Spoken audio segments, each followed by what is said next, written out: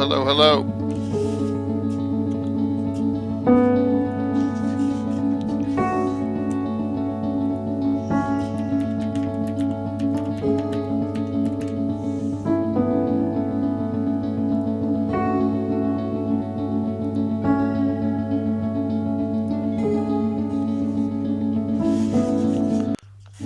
Hey, Chris Wamboku. Good to see you. Wait a minute. Excuse me. We'll go with this one first. Why not? 2001, when we first began working with Gary Hope you're all Gygax, well. he pitched this wonderful series of books to us. I am guestless He right called now. them the Gygaxian Fantasy Worlds, and what he envisioned was this encyclopedic set of books for role players, writers, game designers, the whole lot of us, that we could use in making our games, creating our adventures, writing stuff for publishable content, whatever it may be. And there was really no end to what he envisioned this series to be. We eventually published The Canting Crew, The World Builder, Living Fantasy, 7 volumes in total. We had another 3 that were ready to go to print, another 3 or 4 after that we were working on. So the series was really open-ended. We are bringing these back. That's what this Kickstarter is. We've got 7 books online ready to be printed. We've got another 3 right after that we want to get it minimally out as we were working on them at the time. Those will be out definitely in PDF, depending on how well the Kickstarter Doing does, my thing, and maybe even more than that. Once we kind of push beyond the necessary stretch goals and all that mess. But welcome to the what we're calling the Gary Gygax World Building Archives, and please give us your support. Share it around if you can. Pledge if you can. Whatever you need to do, whatever you can do for us and the memory of Gary Gygax, we very much appreciate it. Trollord Games, join the fray. Join the fray. Here comes Anna. Hi, welcome to Gamescape 3D. Today we're going to be going. I've been getting away from sound music vids just because we have a lot to go over, so on ads it's just they're getting slammed and all right, too before much we jump in and see how this thing is standing up, let's look at YouTube. some of our smaller features. Hello, Anna. Hello. How are things? Oh, good. Good. There we go. Figures out of the way. All right. You're going to have now I need to log into Twitch and all that stuff. Called Dragger here. I know you got a game. I appreciate the lurk. Thanks for the those refer to post a few about specialty that on items Twitter. That we have here. You can see this tree right fun here. Discussion actually tonight. Just pops right off. We'll have Sam on first, and then Gary will get on whenever he can get on. So shouldn't be later than through the first hour. Should be sometime around then. I also just have a plain cliff face you can swap right. You can, whoops. You can pop in there. Okay.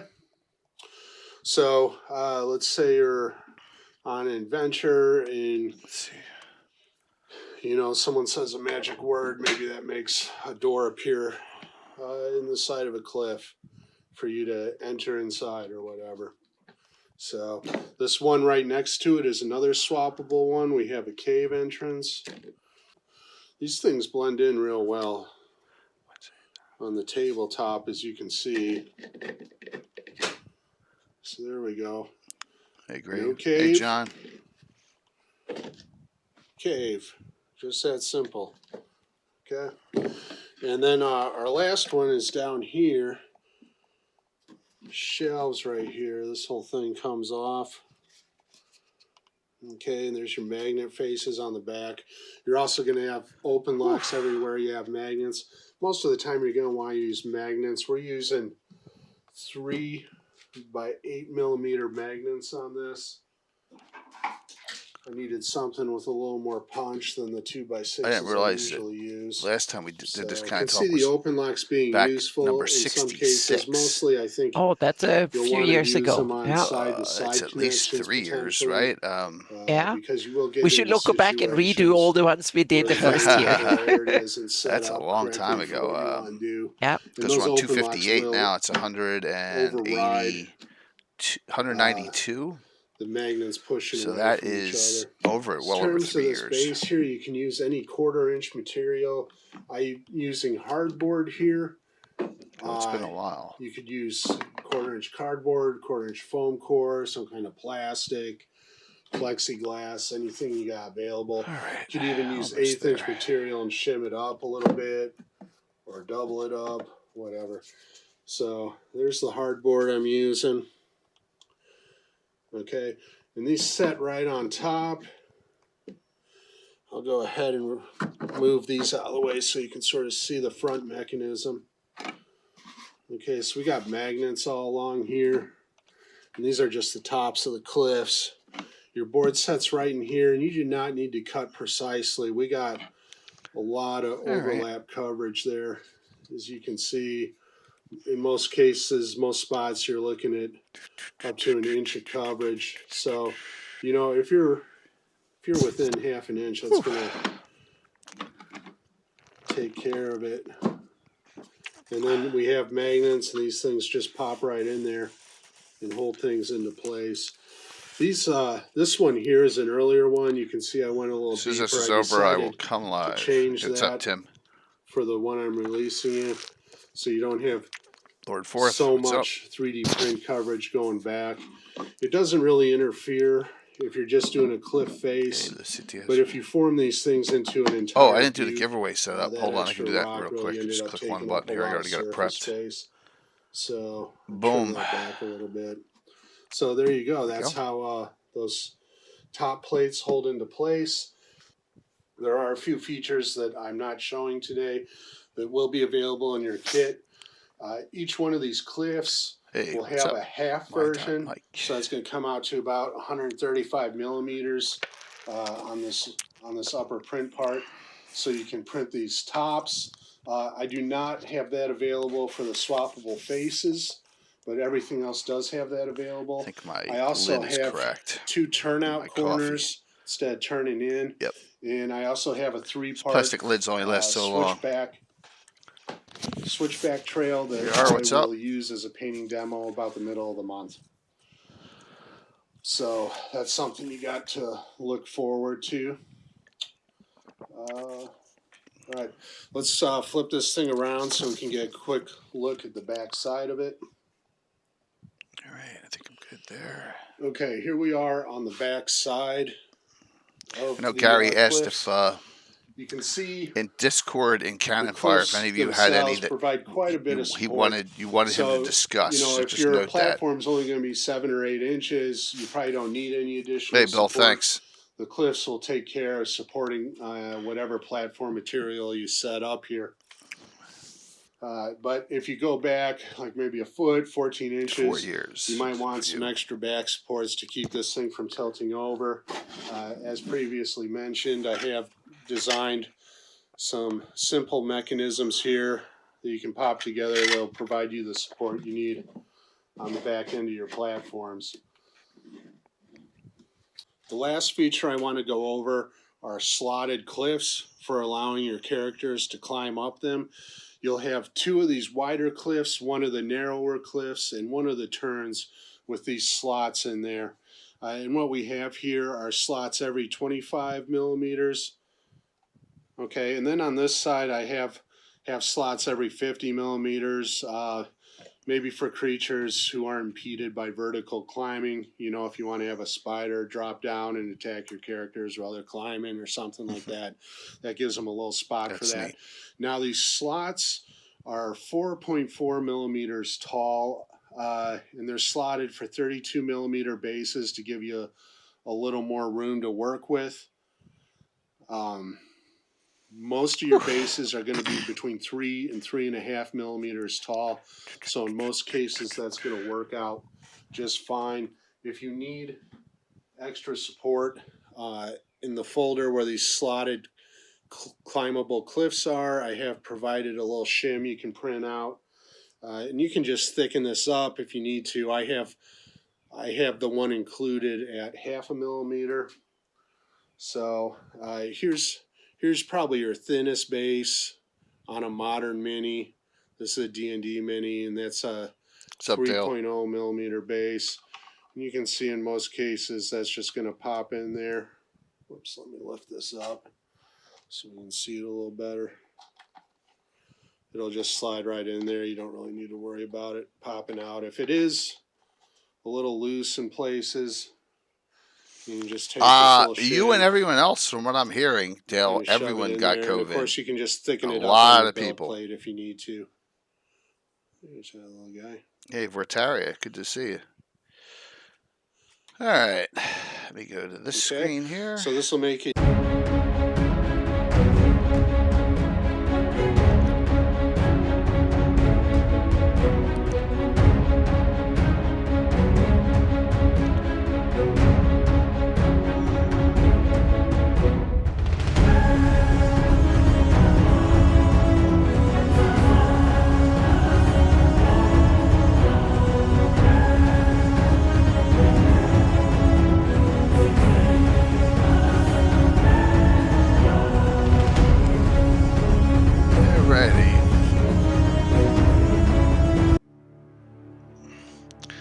All right.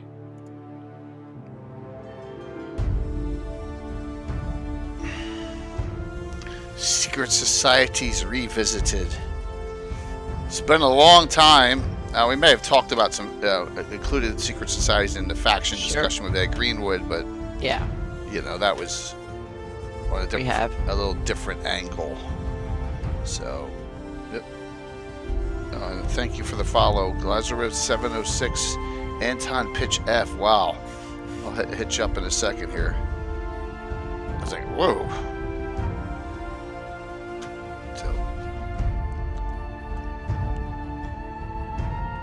Alrighty. Come live. It's Anna and me right now. We're waiting for our guests to come on. So that'll give me. Oh, here comes Sam. So look at that timing. That was good. I can fix the Zoom window while we do that. And good evening, everyone. Hope you're all doing well. Hope you're doing well tonight. So let me hit. Hello, Sam. Hey. Having some last minute food. It's all good, man. It's good. Yeah. Hope everyone is. Yeah. I was just to say, hope everyone's doing well tonight. You know, Gary Holian will be on as soon as he's able to be on. You know, we'll see what time that is. So we're not sure, but he will be on when he's able. Yep. So, boy, this. Thank you all. Thank you for the 2 follows, and thank you for the sub, Bill. This topic goes way back. Like I said, we did our first Secret Societies was number 66, which is way back. Almost, it's over 3 years. Mm-hmm. But then I looked at this tonight, and I'm like, holy jeez!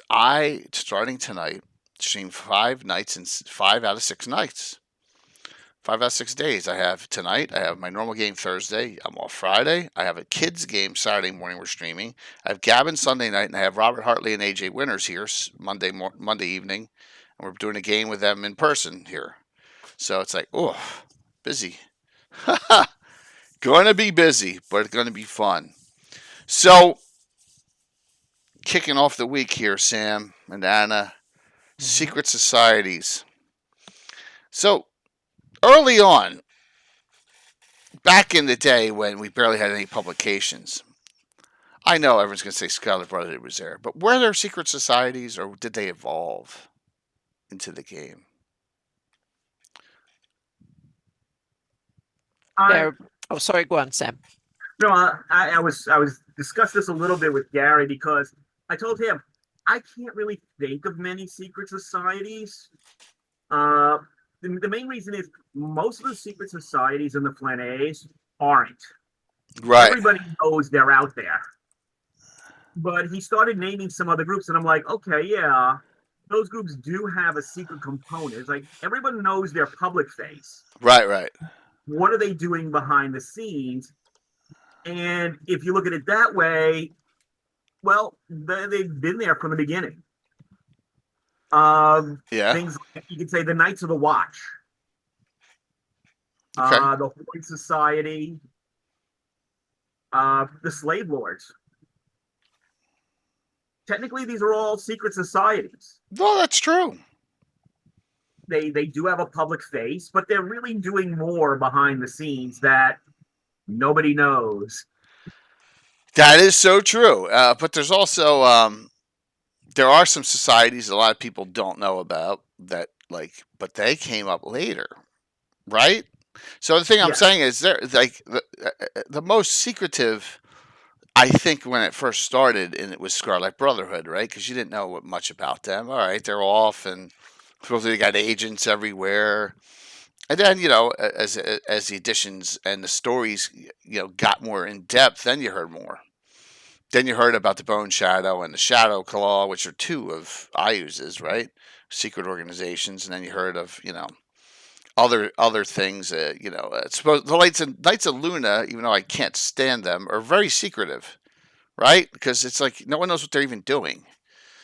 So they're a front, basically. So there's a lot of that going on. So I guess we'll discuss this as we go here. Um, yeah, a lot of people got, it sounds like, got COVID at Gen Con, a lot this year. So definitely, it's why I like a smaller con myself. So Well, most cons are big enough for Concrete, so yeah. yeah, well, Concred's not COVID. No, I know. Yeah. Yeah, Concred's a cold, right? You get a head cold. Yeah. Yeah, I definitely. got that after GaryCon. Yeah. Yeah, you got it bad. A lot of people did. So Anna, Yep. Yeah, the secret societies are interesting because, and now I'm going to put on my political science hat here for like 2 minutes and have a little bit of a stump speech, GREYHAWK politics, so to speak, and then we can ignore that for the most part. But I need to come from this angle because to me it's kind of interesting. In reality, a lot of the secret societies that stay secret are normally not political. If you're political, you usually want to advertise because you want to change something. And to do that from a secret perspective is normally, if you're religion or politics, you want people to convert, you want to change the world in your direction. To do that in secret is usually not good, so to speak. So the ones that are normally secret, that once they are the ones that corrupt things in an economic sense.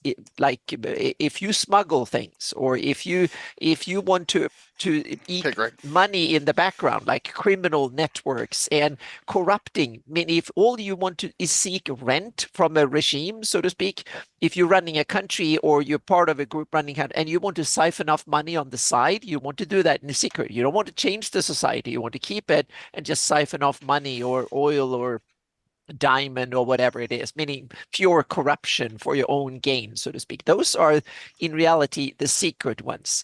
But in gaming terms, that might be boring. So you invent these kind of religious circles and others who are operating in secret. And I totally get it from a gaming perspective. Yes. So don't do what I do. And this is me preaching. Don't do what I do. Don't look at the real world and think, who are the secret societies in the real world? The M2, there's like a synod in several churches, and there's a bunch of secret societies in real world, so to speak. They are great examples of secret societies, but they might not fit your campaign bill, and that might not be right for GREYHAWK, so to speak, because there you want to have like the secret or evil overlord who want to take over the world, but they don't want to do secret, so you don't know about it, so to speak, and so on. So therefore, there's somewhat you can take from the real world, but don't look at it too closely in that sense, because it should work differently in a role-playing game setting, because you want it to be good look at it from the gamer player's perspective and so on. So therefore, and that when I started thinking in these terms, I realized that damn, my approach is the wrong one. But I need to tell a lot of people that my approach is the wrong one to make for a good, easy run campaign, so to speak. So Scarlet Brotherhood is a perfect example. In the real world, if you want to murder your way to changing the world, that's normally a poor way of doing it. Then you should influence the world in another way. But from a gaming perspective, Scarlet Brotherhood is an excellent secret organization because they do a lot of cool stuff that is fun for your campaign, so to speak. They send out secret agents to murder people left and right. And so that makes sense in that case. Yeah. So rant over. Sorry. Yep. That's okay. Yep. I like creating. I don't know how secretive they are. Well, Yeah. my Dark Brotherhood's pretty secretive, Hmm. but like the mongrels aren't very secretive. I mean, everyone, Yeah. if you run into them, you kind of know what they're doing. Yeah. But there are secretive ones. Hmm. You could, that from a gaming perspective, I'm going to rant from a different perspective. From a gaming perspective, they can be secret that no one knows them, but they can be doubly secret because they might not even be known to their members. Their members might be little cells that are run under false flag. Okay. That might be interesting. It happens in the real world, but it's rare because it's so hard to pull off. But in a fantasy setting, in a game, it might be easier to pull off. Meaning, some apparently good guy can recruit the players to do something, and then they figure out that, oh, they are part of the evil plot or something. So a secret society can be secret not only from the world, but it can be secret even to the members in it, so to speak. And it's also, that's why terrorist cells, they make tiny cells. Only one cell is aware of another cell, and there could be two operating side by side, and they're not aware of each other, so to speak. It's a way of compartmentalize the fallout if one get captured and reveal all the stuff, so to speak. So those are things you can take ideas from the real world and implement them. You can have like a neural sect in a city that is actually two separate sects that aren't aware of each other.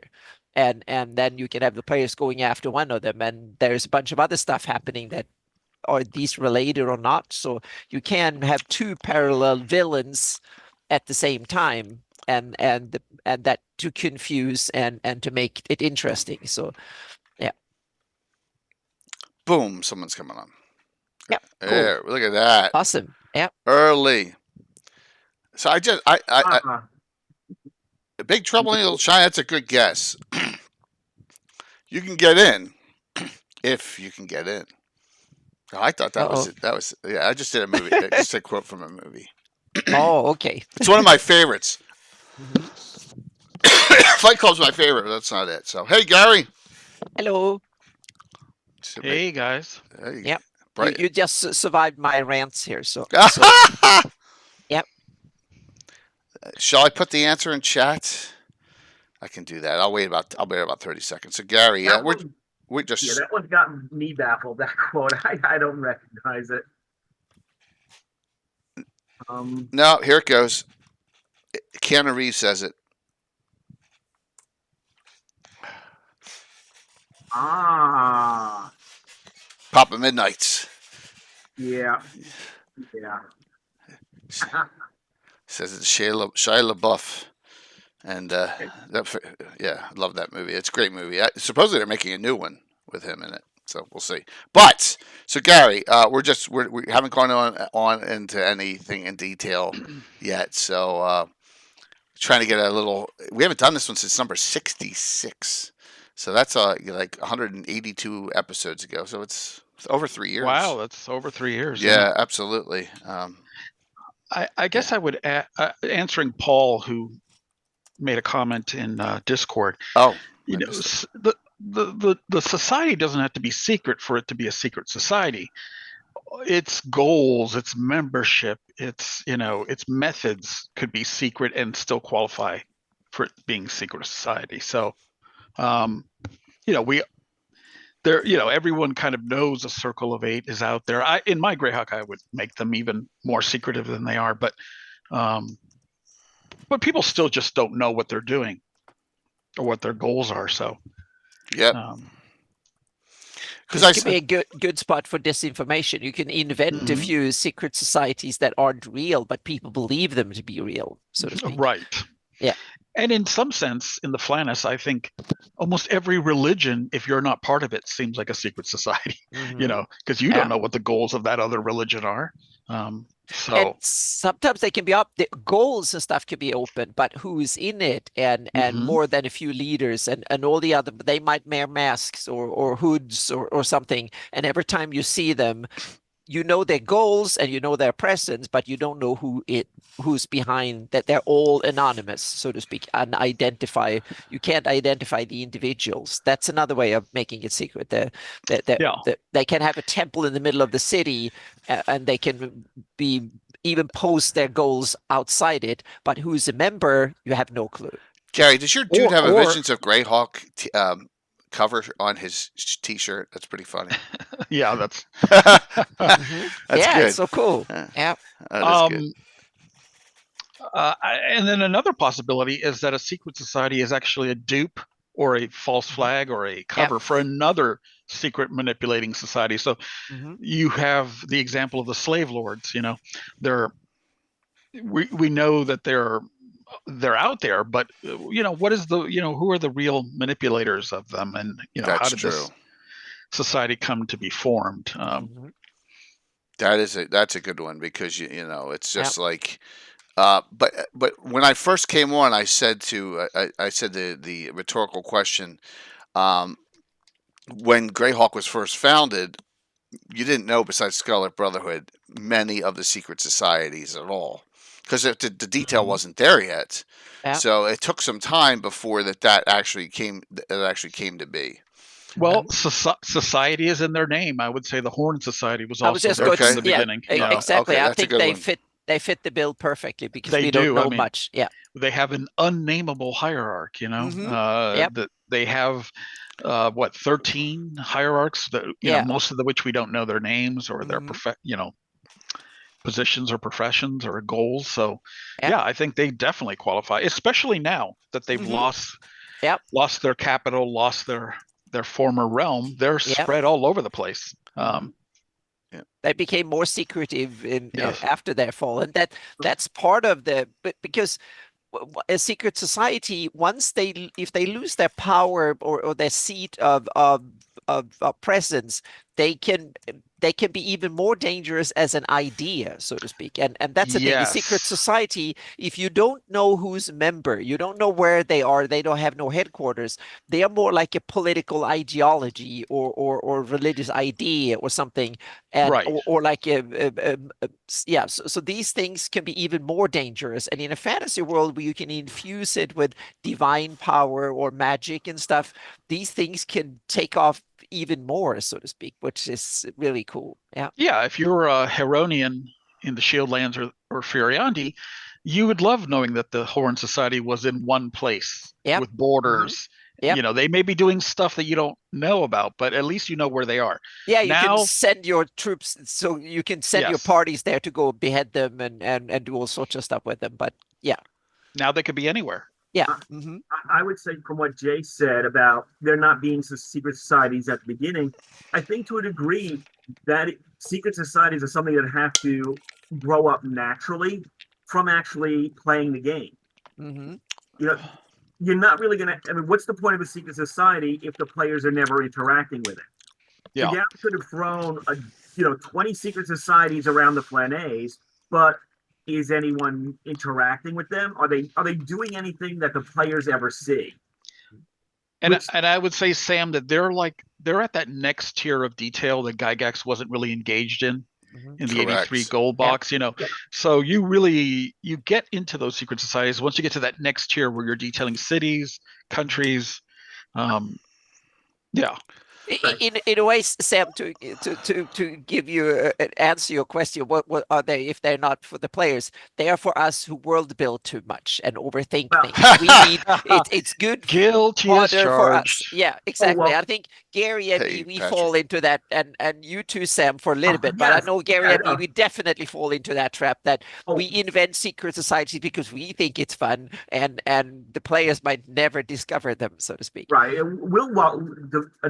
The designer will wallow in it.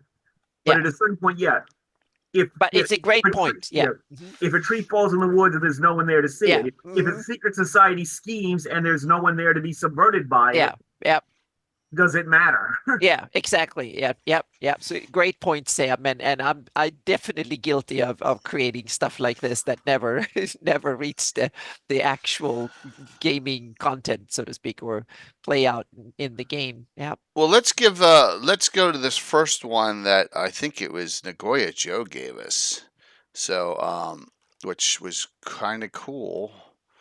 And of course it goes to Nyrond. Which is that good or not? Well, you know, so it's Nyrond, right? So no, I'm kidding, Paul Moku. I vowed not to take any more shots at Nyrond. I can do it because It's yeah. become cooler. This sagacious society. Did I say that right? If I didn't, too bad.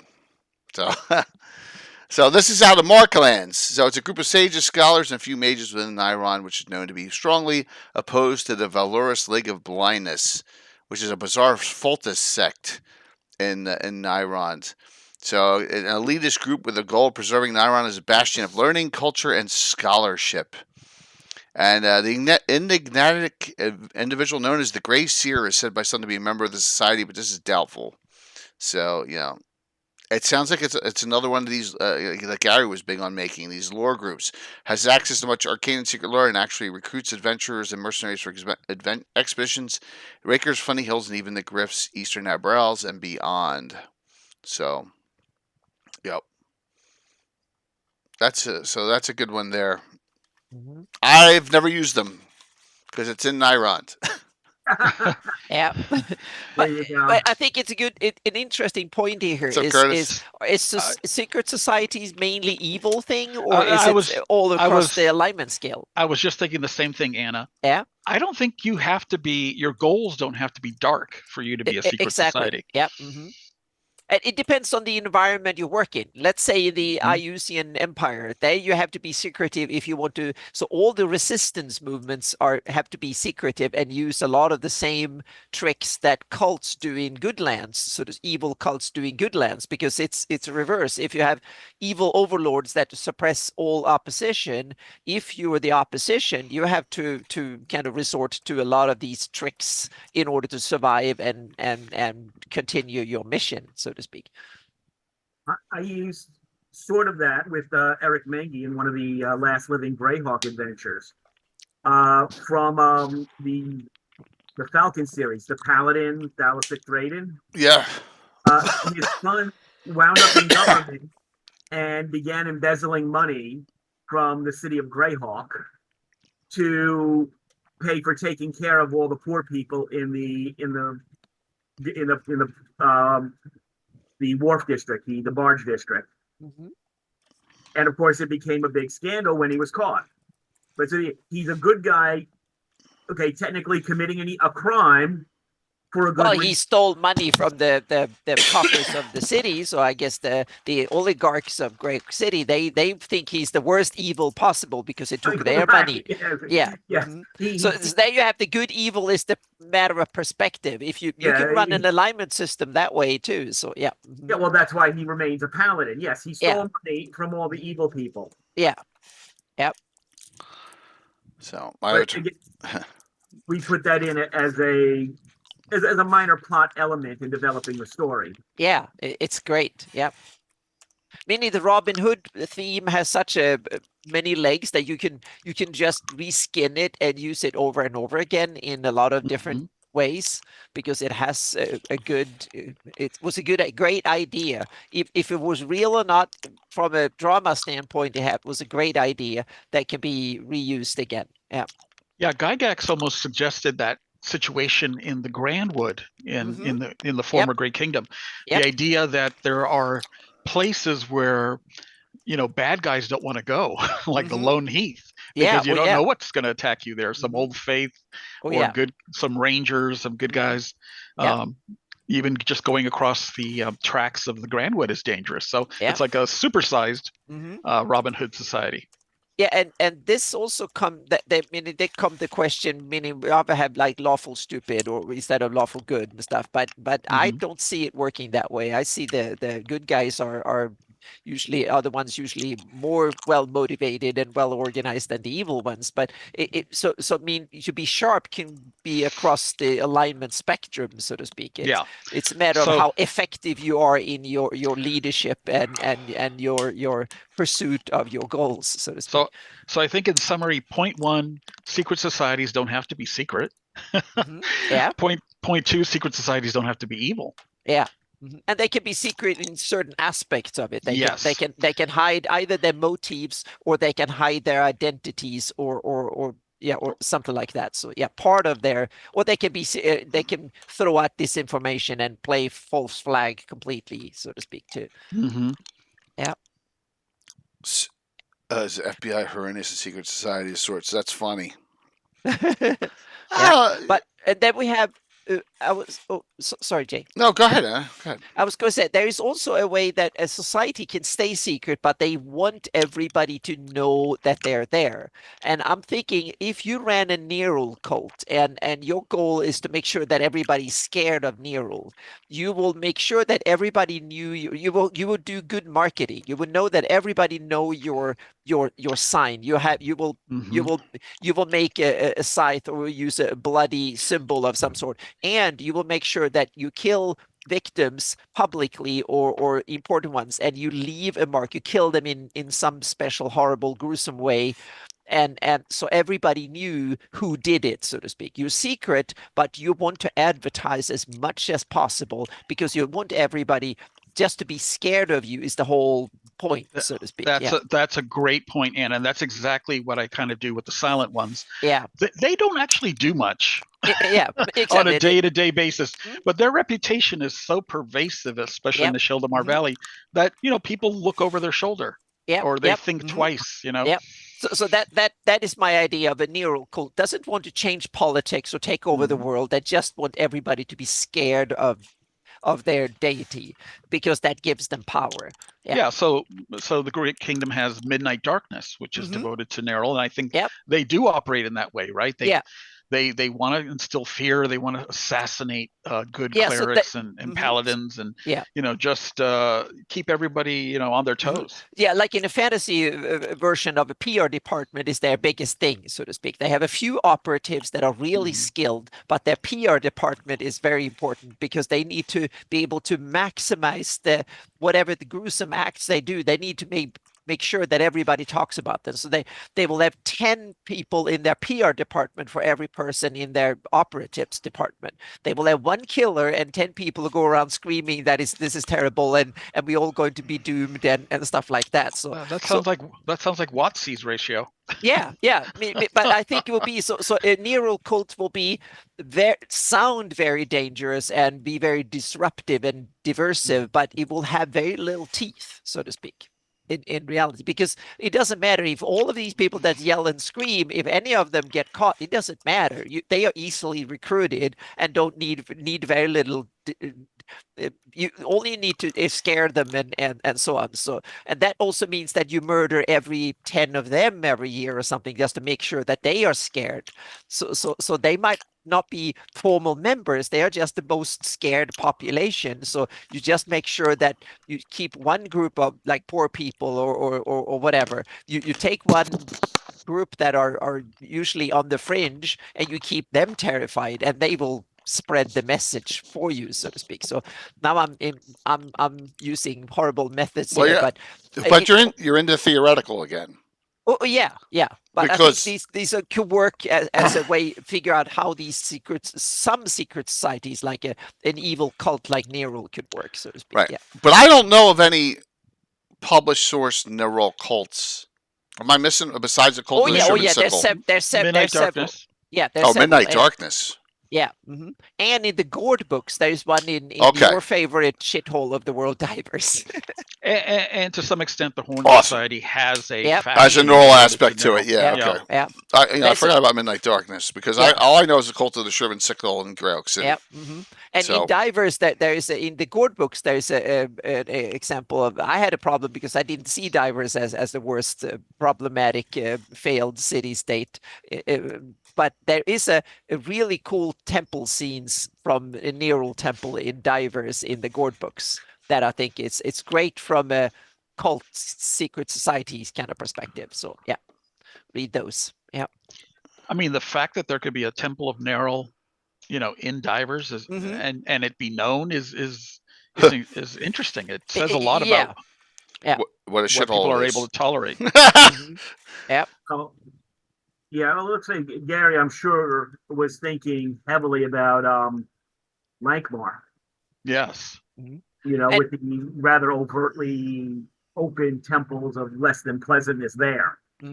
But what if you ran a city? I'm thinking city like Stoink or some place that are kind of have messy politics and stuff, and you want to make use of your evil cult, you let them be the executioners. You let them run the correction facilities, so to speak, in prisons and stuff, and behead people, because then you make good use of them. Yeah, but then no, but yeah. see that it's a great idea, but then they go, we should be running everything.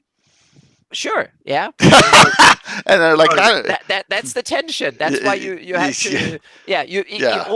Only the most short-term min-maxers when it comes to rulers will even consider such a scheme, but it's not far-fetched from reality. That's why I came up with it. It's like, it's not a fixed idea. There are examples, and we should not deep dive into real world, but you can. The real world has so many crazy examples that you can actually use it to spice up your fantasy if you want to. Yeah. Don't you think, Anna, that in a world where the gods are real, I mean, proven to be real, yeah, you have to tread carefully, even. But only if you are a bigger power, then you use the smaller ones to work for you.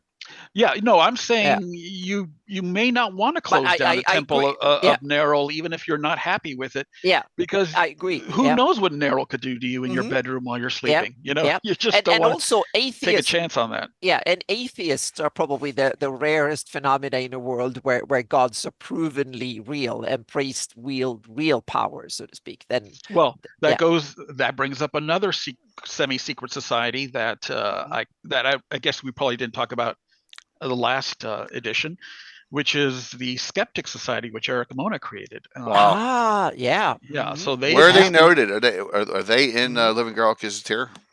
I believe they are. They're based in the Ernst area in Nelix town, and the idea is, no, they're not atheists, but they don't believe that the beings we call gods are actually gods. They think they're, big monsters who are manipulating the world and shouldn't be treated as gods or venerated in that sense. That's a really interesting perspective, because that kind of, it's a way of poking hole to their power, so to speak. And yes, Planescape leaned heavily into all those concepts. Oh, really? Yeah, Planescape had the Athar, and that was their whole thing. These powers are not real. They're just people, they're mages of power. They're 30th level characters, maybe even 40th level characters. And one of their special abilities is letting other people cast spells. Yep. But they're not actually the divinities, because let's face it, let's look at how bad they act, even the good ones. And that was their whole shtick. And other groups that had not as extreme as that, but their own divergent takes. Anybody can grow up to become divine. You just have to evolve.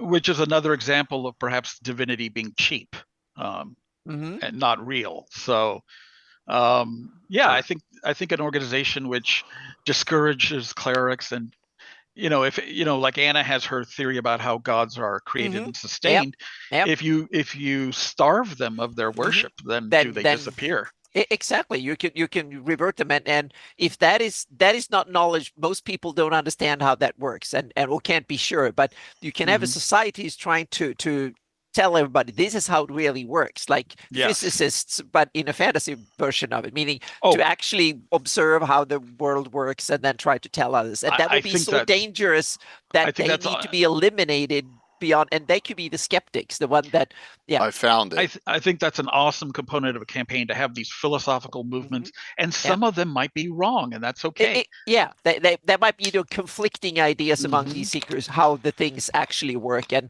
some deities will like, let them go there, and others will be like, no, we need to crush their efforts, and a lot of the elements of the game that we consider mechanics might actually be language used by the people in game in order to describe what they consider, things beyond their ken, beyond their ability to comprehend. That's what I try to do with my rule system. I want the rule system to be just a scaffolding that falls apart, and it just manage the stories for you, so to speak, and you can kind of guide it, so it shouldn't take forefront. Yeah. So here it is. Just a quick story about it. It's Justinian, Carl's older brother, were briefly a devotee of the philosophical school of skepticism realized in the writings of Ernst-born scholars Desnar, Braden, and Elbane Hochschild, Justinian questioned the divinity of the gods. Yep. So it sounds like here, when he found himself sorely wounded in battle with Bright Desert Dervishes later, no cleric in the land would heal him. Yep. Hey, Stronghold. So, well, that shows him. Now we gone meta deep here, really Yeah. meta deep. But I love these things because it's Wow. kind of ties into So there how you you go. want to run your campaigns, meaning Yeah. from a deep perspective. And That is to deep. me, that's I One- love this depth to stuff. Yeah. One of the philosophical strains I attach to the Soul is the idea that they are drifting from the gods. You know, there's a big strain in Soul culture that, you know, and partly because of the reign of colorless fire, they feel like they were abandoned by their gods.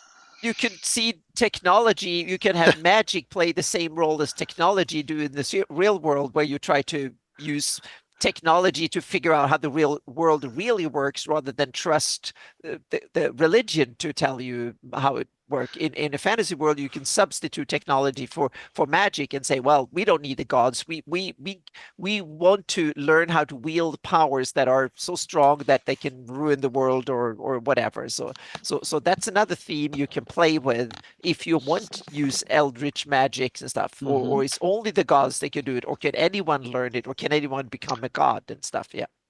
What's that quote from? Oh gosh, that the science fiction author. Is it Arthur C. Clarke? Yeah. Yeah. Any technology sufficiently advanced looks like magic. Yep. Yeah. And you can make a fantasy version of that, so to speak, Yeah. and paraphrase the real world and use these kind of principles and stuff, and then twist them a little bit and make a fantasy version of them. For Maybe, me, that works really good. Yeah. Beau Cobb is just a mathematician, or he's a physicist. Yep. Yeah. Pat It- 66. Yep. It's not Greyhawk, but you know, all these concepts heavily developed in Planescape with full factions dedicated to Yep. these very things.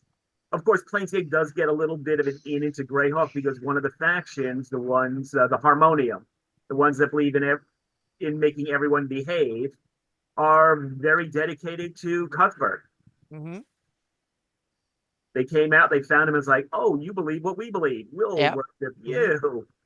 And there you can also have, just like in real world religion, you can have in a fantasy world that some religions in Greyhawk might consider their gods to live out there somewhere, meaning in heaven or underground or in another dimension or whatever. And other people and other religions say, oh, no, our gods, they walk among us, so to speak. The Cuthbertians might say, well, Cuthbert, he's just one walking around among us. Or you can have Farlong, and they can say, no, he's wandering you can encounter him when you're out hiking, so to speak, or wandering the world. And so they can have very different views on things, and that can shape how their cults and ideas and congregations work, so to speak. Yeah, it looks like Gygax was definitely ordering the gods in a sense in which the greater gods seem to be focused on cosmic forces, cosmic things, and the lower the god, the more close to, you know, societal concerns they were.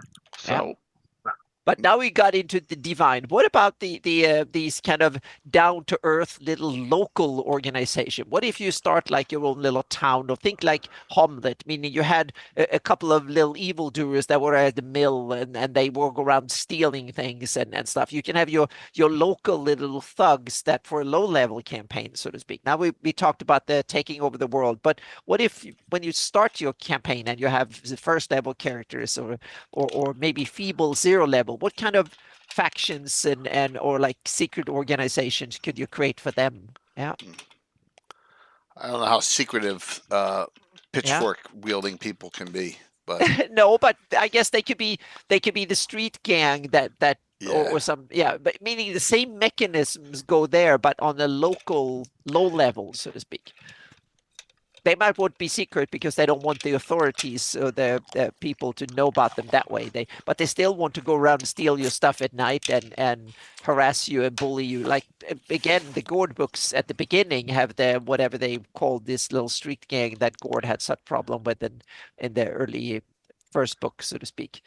and they were probably secret for the authorities, but not secret for Gord because he suffered from them all the time. They were going out, they were bullying him constantly, but trying to stay secret. So there are small local little factions or stuff that you can do that only affects a block in a city or a village and doesn't That's have any reach outside of it. Is that a secret society or organized crime? In It's some ways, I think it's the same way. Well, a Yeah. mafia operates Yeah. like a secret society. Exactly. Yeah. It does, but yeah, I know. Yeah.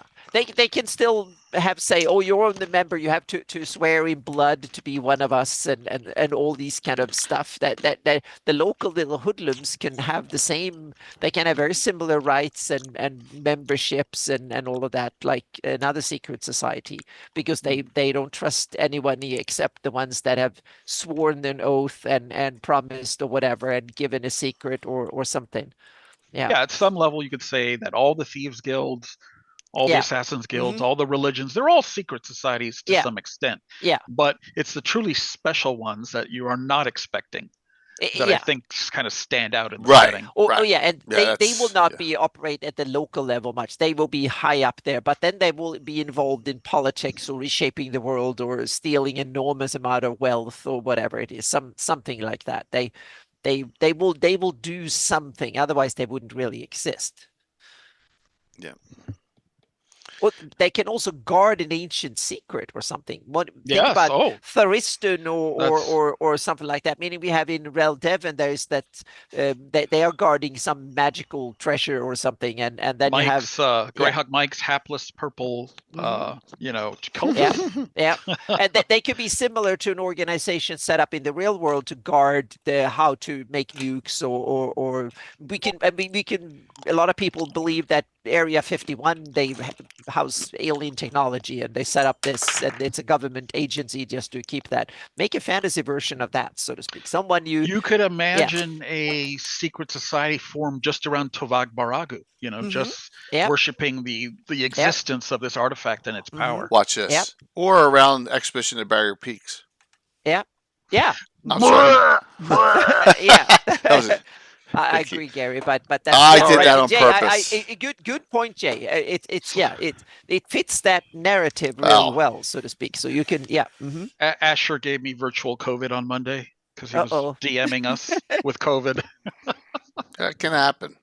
Yeah, but Yeah. that's one good angle. You can use that, so to speak. They can guard it. We have from the Gord books. We have those artifacts of Thuristan's the whatever he called them oh no, I forgot what he called them The the tripart artifact yeah of evil. yeah Yeah. yeah. So you can have them hidden away and create a special secret society just to guard them, and they That's might be guarded in 3 different places by organizations that are aware of each other but can't know the details. That's a good point, Anna. If people are out there designing a secret society, an artifact or relic, Mhm. almost every single one might have a secret society devoted Yeah. to its worship or existence or location. Yeah. Places, special places on the map, places Yeah. of great power and magic, Mhm. probably could have a secret society. Yeah. And now I think of the dervishes who Mhm. are in the Bright Desert. I mean, they're Yeah. like a secret society too. And if you have a secret society, if you have a terrible artifact like the ring or the artifacts of Thuriston's artifacts or something that will be Earth destroying the world if it came out and came to use. Powers that are, if say like good powers got the hands of it and they wanted to protect the world from its dangers and they can't really destroy it, they want to hide it, then becomes they need to have layers of they need to have control without and knowing that no one else have control over it, and that needs to set up an interesting scheme of things. Look at how nukes are being supervised and these checks and balances in the real world, and then make a fantasy version of it, meaning you have to have always more than 2 people doing things with it and all sorts of stuff. And then you can have the someone evil taking over, trying to use them for its own good, and or you can have all sorts of stuff in instead of going to find the artifact, you know where the artifact is. You just have to make sure no one else gets it, or Yeah, you're the like one the stealing it or something. Yeah. like the Grail Knight in the third Indiana Jones movie. Yeah. Yep. Or you can start from the end. You're the one that guards the damn warehouse where the thing is stored, and then you take the story in reverse, so to speak, or something. So Why don't that's we get yeah. why don't we get out of the theoretical and get into some of the ones we Sure. actually Yeah. have in Greyhawk? How's that sound? Now, first thing I want to show is I know we did this last show, but just to show that this is oh my god, this is Dragon from '99, and this is oh my god, whose article? Andy Miller's Hidden Agendas. So you got some Greyhawk secret societies. I don't know if any of these existed before his article, or if any are in Earth Journal. But you have the Society of the Serpent. Gary, comment on any of these if you used any of these. Crescent League. I was just going to say Andy Miller. We should try to track him down Do you think for an interview. Really think so? Yeah. Think we get him? Okay. I mean, we should. He's done quite a few articles. Absolutely. For terminal blindness. Yeah, a Brotherhood of Mages Blood. Destroy all magic items and kill all mages.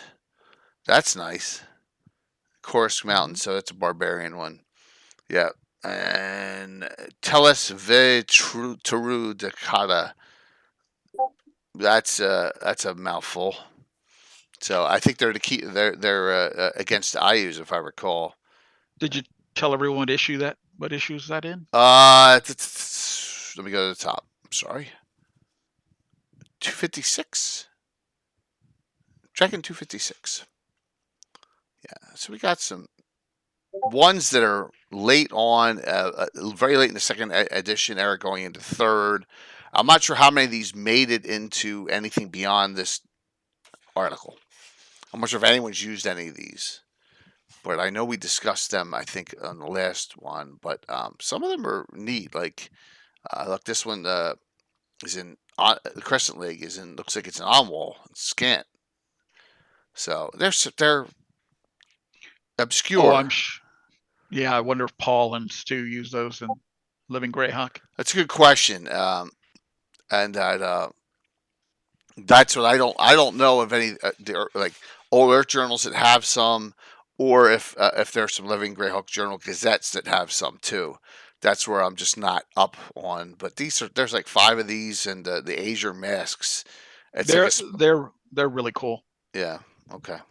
They've been around a long time, according to this. 70 CY. That's a long time. So, I guess it's a group of entertainers that become spies.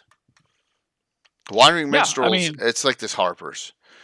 They're like bards that. Yeah. I mean, they're perfect. They're perfectly positioned to be spies. So, Cobb Darg, it says here, and the city, the protection of the masks. So I guess they got some relationship with Iron Gate. It implies, I guess, they're helpful to the Iron League. Maybe right. Spying. It's their home spying base. In the Southern Great Kingdom. Yeah. So they've been around before the fall. They've been around for a long time. Yeah. Yeah, Cobb Darg is a one-man secret society. Yeah. we don't know. We don't know what the hell's going on with that guy. Yeah. Like for example, it says here they helped warn the Lord Mayor about the Scarlet Brotherhood's true motives during Greyhawk Wars. The masks have 2 strongholds, large, so. Yeah, I just it's cool that someone wrote these up and you can utilize them in your game, and they're specific to Greyhawk. So, but has anyone utilized any of these in your campaigns? I'm just curious in chat, or anyone who knows of anyone who has, because it would be a shame. It's one of these articles. It would be a shame to have this article and then just, but you got 5 right here. So, circles AD on this calendar, and guess not. Well, that means Iron Gate has Azure Masks and Splintered Mind. What's a Splintered Mind, Gary? They're like a secret society who opposes the Scarlet Brotherhood. Oh, okay. I think they use psionics to kind of even up. Yeah, uncover agents, uncover spies. Actually, I like the use of psionics there. Yeah. I mean, that's, other than monks, that's really one of the cool uses of psionics, right? Is to use them as spies. It's a shame that there doesn't seem to be enough. Maybe it's, I'm not blaming myself, but I just get that there's not, I'd love to see more Iron Gate adventuring. You know what I mean? I just think that it's and no, I'm not going to start anything over there.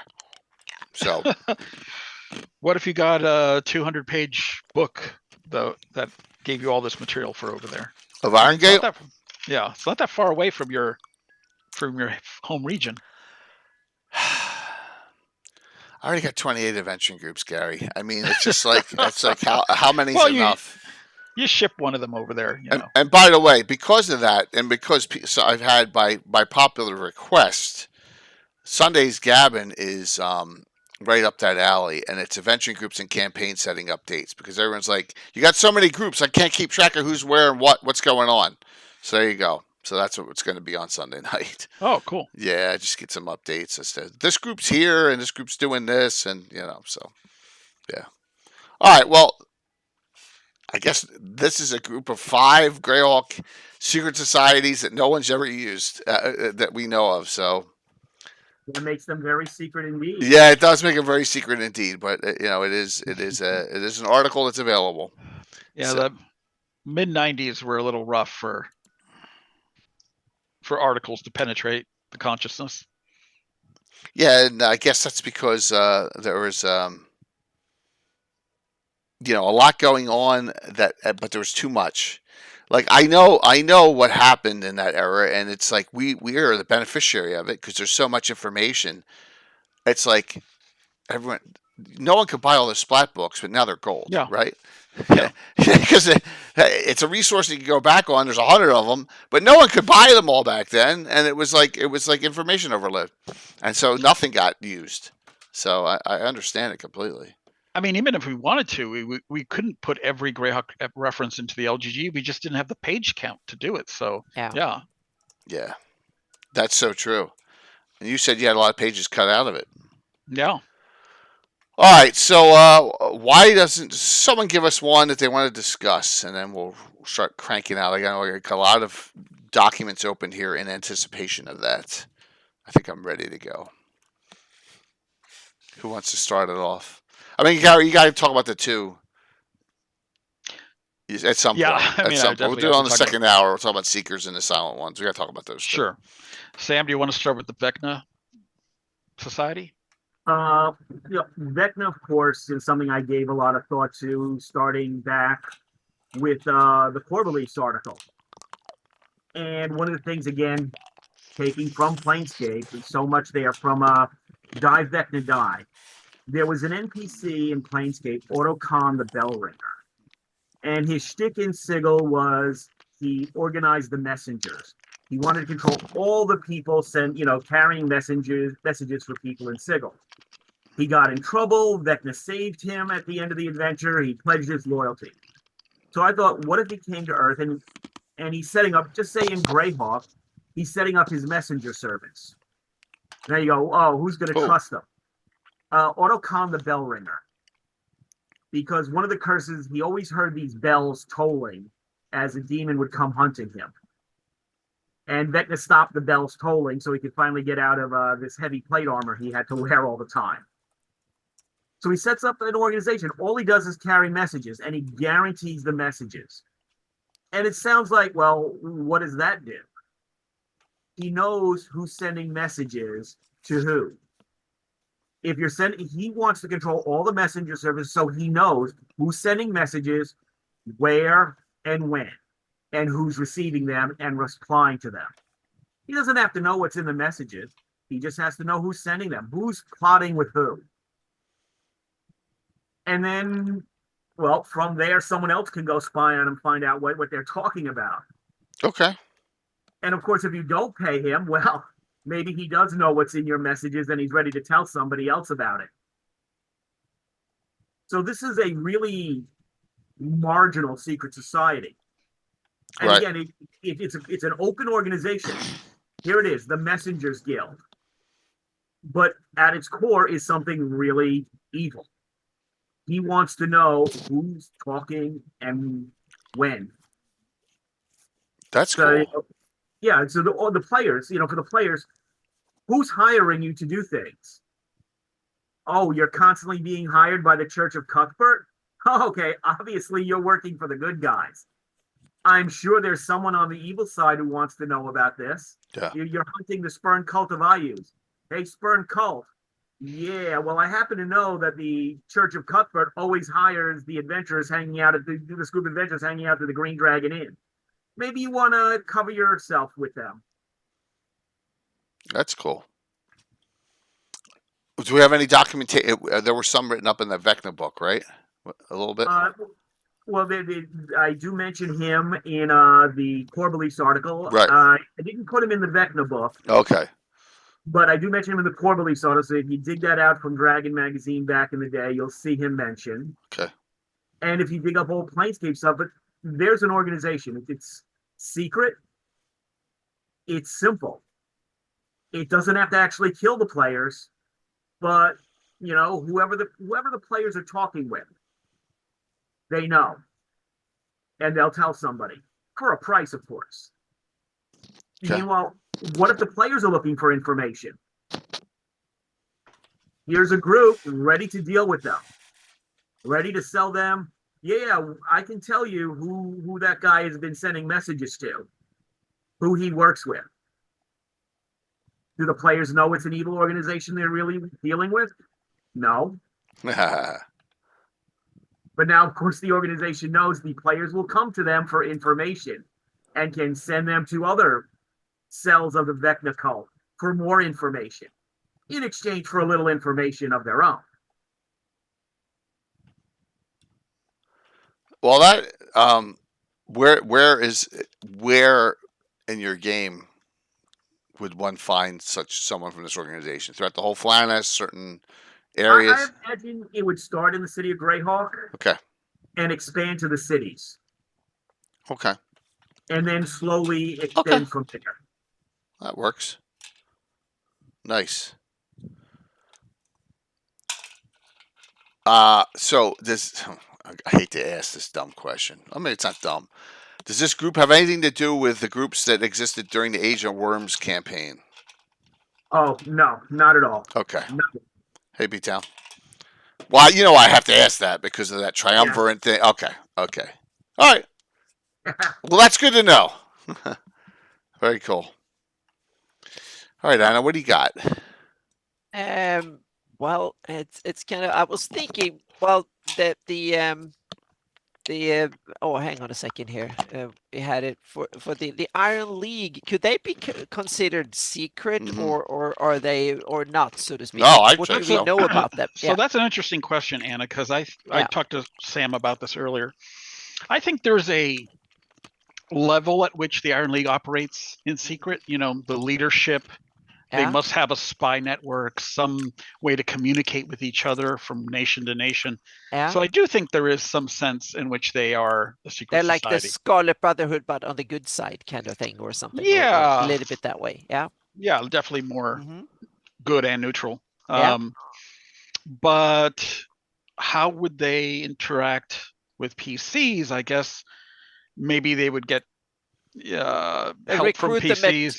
Recruit them into a intelligence agents, messengers. And maybe they are going tough sometimes. They want them as operatives to carry out things that they don't want to be seen doing or something. So they might have a clandestine side to them too, or something. Their goal is to keep the South Province and to a greater extent the Great Kingdom from getting an advantage on them and attacking them. And that kind of requires kind of some stiff action at times, so to speak, and some tough things. And might also be that the member states might outsource it to that organization rather than doing it themselves, because that gives them deniability in some sense. I don't know. It's just things you can play with. So can I share something that caught my fancy about when I was a kid? Yeah. So I'm all right. So I'm going back to the original glossography, and it's 1980, and you have the descriptions here. Here's ID, and look, it's county of. It says member of the Iron League, Iron Gate, member of the Iron League. Man, I'd love to know about more about that. That sounds really cool. Mhm. And then there's a little blurb in the history going up to it, like a one line, and then I don't hear anything else. Yeah. Right? But yeah, but I see actually it could be two sides to the Iron League. They could be either a political discussion club, Right. completely toothless, Sunday, because the member member of the yeah the Iron League. member states don't want an overcoat with real teeth, so to speak. They Yeah. want a discussion club where you exchange ideas about trade, power, and stuff like that. You don't want them to run around doing secretive things on your behalf, so to speak. So I- that's I one just way of looking wanted at more it. Or- information yeah, when I was a kid. I was just like you, Jay. I mean, I saw that yeah. that cool little knot symbol on all their heraldry of the Yeah. members of the Iron League. Yeah. Yeah, And I was like, what does that mean? You know, I've got Mhm. some kind of, we're exactly. Yeah. And Well, we're all in it together. yeah, But this is classic Gygaxian design. right. Yep. You suggest more than there really is, Mhm. and you let the player, the DMs, fill it in with their headcanon. Yeah, Yep. true. You know. No, you're dead on. Because Yep. I bet if we were able to go back into the archives of all the notes on Gary's desk, we would never find No, a exactly. description of the Iron League. Yeah. More than a paragraph long. yeah. Let's also note from Len's article in Dragon 52 that introduced some more languages for Greyhawk that got carried into the glossography. Mhm. Iron League has its own secret language. That's right. Mhm. Is it a cant? Is it an Iron League cant, or is it undercommon like? Or It's more for written messages, I It think. It sounds like seems- it's more of a really clipped pigeon. Yeah. A bunch of Or- words. It's- A bunch of secret words from a dead Viridian tribal language that they That's use what it seems for like, yeah. identification. It's more like a way of writing code. Think about I haven't seen the movie The Wind Talkers, but it seems to be a little bit of the same idea. Okay. Yeah, Well- it's a language you invent so you can have secret communications because no one else speaks it. So it's a way of using code, but instead of using code, you just write in a language that is no one else uses. Yeah, because if you're a member of the Iron League and you need to contact a prince Mhm. in the Great Kingdom who is an ally of yours secretly, Yeah. you're going to get this guy killed Mhm. if they discover that he's Yeah. communicating with you. Yeah. So it makes total sense for them to have an impenetrable Mhm. communication And they language. might even write it in code, but even if you decipher it, all you find is another language. Then it's like a cipher in a cipher, so to speak. So yeah. But then, like I say, again, pulling from other sources, imagine playing this up just a little bit more to one of the family battle languages from Dune. Mm-hmm. So now they can scream orders on a battlefield in this funny language. Mm-hmm. And the officers know what it means Yeah. and can act, but nobody else can. Yep. Everyone else is like, what did he tell us to do? Do this. Oh, okay. And this is where you're inventive as a DM. You can come up with this cool script that you have there, and then you can do handouts that the players can see and look and you get like, oh, what the heck could be here? It could be like secret bunch of symbols and stuff like that they use. Interesting. Does that get elaborated anywhere beyond Len's article? A lot of his stuff never goes past his Dragon magazine articles, unfortunately, and it's such brilliant stuff. Well, the thing for feral as a language, it keeps getting mentioned in every iteration. Exactly, of it's mentioned, but nothing more than the mention, as far as I remember. And the Iron League has a secret language. Yep. Oh, it's called, and that one's the one called feral. Yes, Mm-hmm. and I would note it never gets mentioned. I mean, maybe the people, Gary, didn't think of this when writing the LGG. Heidi was conquered by the Scarlet Brotherhood and then the South Province. So there are probably Scarlet Brotherhood that knows about the feral. So the language is no longer secret, so to speak. Yes, have they subverted anyone who knows it? Well, it might be that the only ones who really know the languages are the few leaders, period, and no one else, so to speak. So yeah. But like I say, but there's another possibility. Hmm. In fact, there's a whole adventure. One of the nobles who knows Feral has turned coat to the to and Exactly. That's what happened when you rely on the Avatar. high and mighty. They might want to be mightier, so to speak, Right, and he's that yeah. sworn fealty to Zavatar. Is he Yeah. revealing the secrets of Oh, Feral? Sevener probably, yeah, he's not, he could be a sellout for the right price, but on the other hand, he wants to know secrets rather than give them away to others. But It's cool. but if he knows Feral, then at least we know someone who's not of good heart, so to speak, and he will use it against the other ones.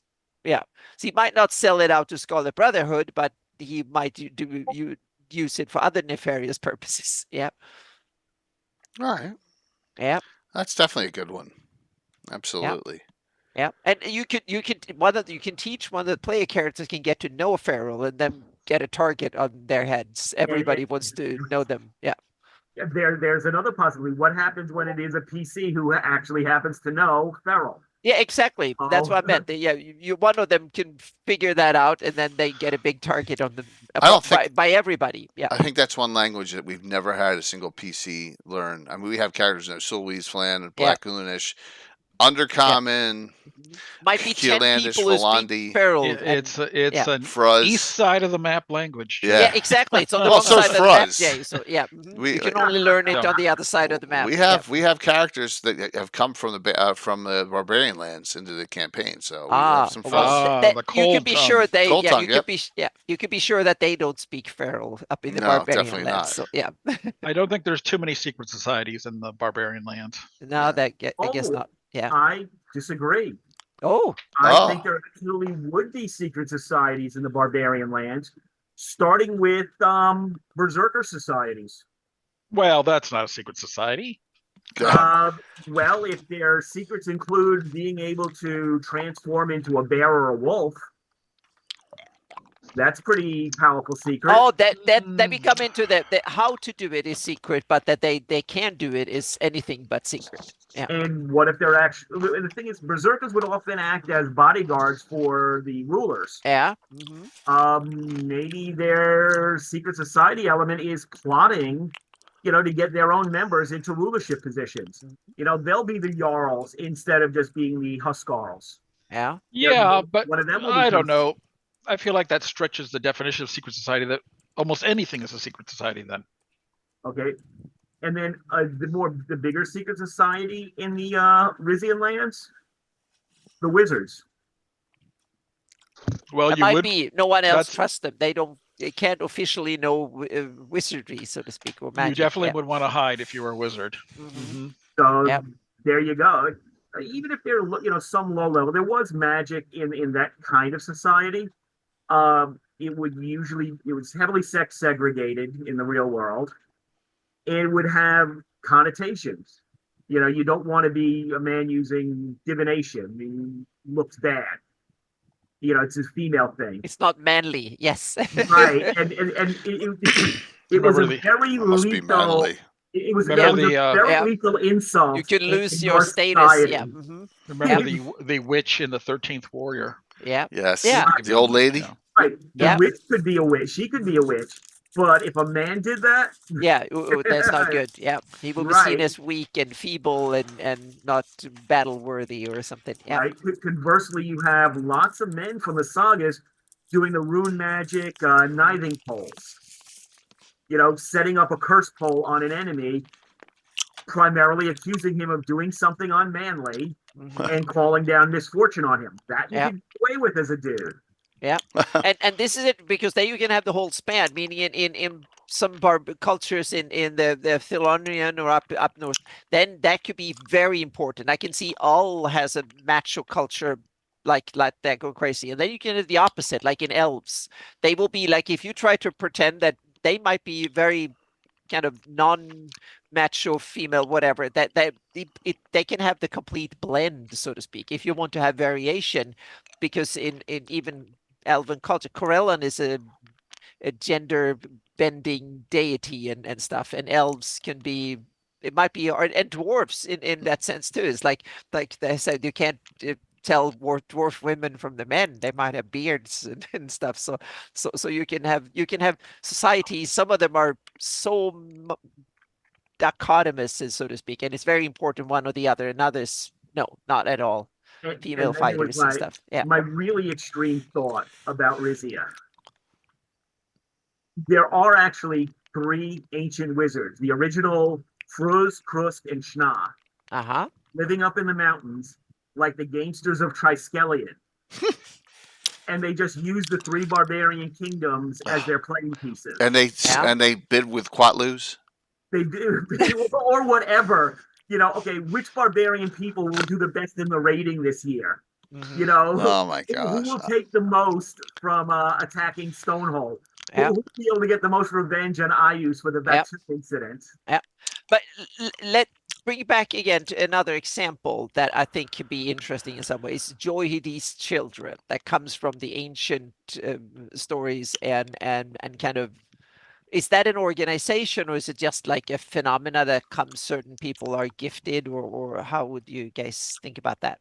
I think it's it's a phenomenon. It's not an organization. Yeah, it's just a Yeah. phenomena that happens from time to time. Yep. Yeah, there's no suggestion that they communicate with each other or No, have it's- greater it's- goals. yeah. Yeah. Mhm. Yep. But there may be people who worship the children of Joidi. Yeah, meaning that might be power in organizing, and someone will that you can have for a campaign. And what about someone trying to organize it and make it into a cult or something or whatever? Yeah, So, almost like the way the Catholics may have saints Mhm. that they Yeah. were, yeah, and they can go overboard and focus on one so much that they become a problem for the faith or the or culture or whatever. So yeah. So I just realized something. I Okay. created a secret society and I didn't even realize it. Okay. I have my GREYHAWK Mage class, right? The one Alan created and I've enhanced on. What do? They look for spells that don't exist, right? And they take those spells and they take them back to GREYHAWK City, and then they get, in compensation, they get other powers and abilities and spells from them, and that's how they level up, and they train with those wizards back there. So it's basically a small, tight-knit group. I guess it's similar to Seekers, Gary, I'm not sure. Yeah. But so it's actually but it's done in class form. Because each one only is it like copyright thieves? They yeah. they try to register the spell as quickly as possible. Exactly. with the GREYHAWK Guild. Yep, absolutely. And because there's filtering all these Forgotten Realms spells in my campaign all over the place. So well, yeah, I mean, if you're adventuring and you're finding the spell book of a mage from hundreds of years ago, there's probably spells you've never heard of there. Yep. So absolutely. That could be a cool adventure hook. Always, and I always use that on Ed. That's how I get him in, and yeah, always looking for stuff. He loves inventing spells. He loves inventing spells, and he loves he loves using his own spells.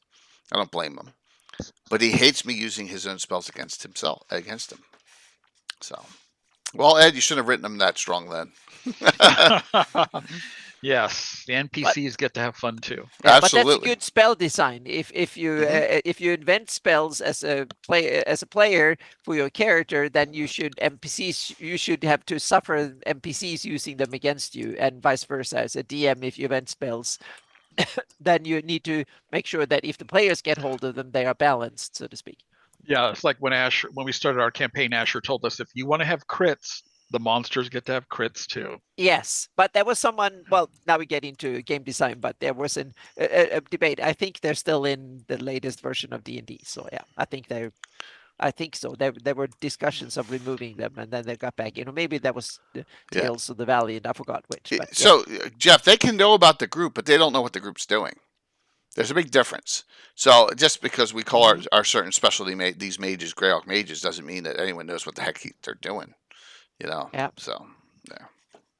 The wizards in blue, Pomars, are probably a secret society. I don't know if there are any wizards in blue. We don't know anything about blue. Yeah. Other than it's ain't blue for some reason. Yeah. BB. So BB. Where'd you get that reference from? I think he was making a joke. Oh, okay. Well, it's intriguing. Yeah.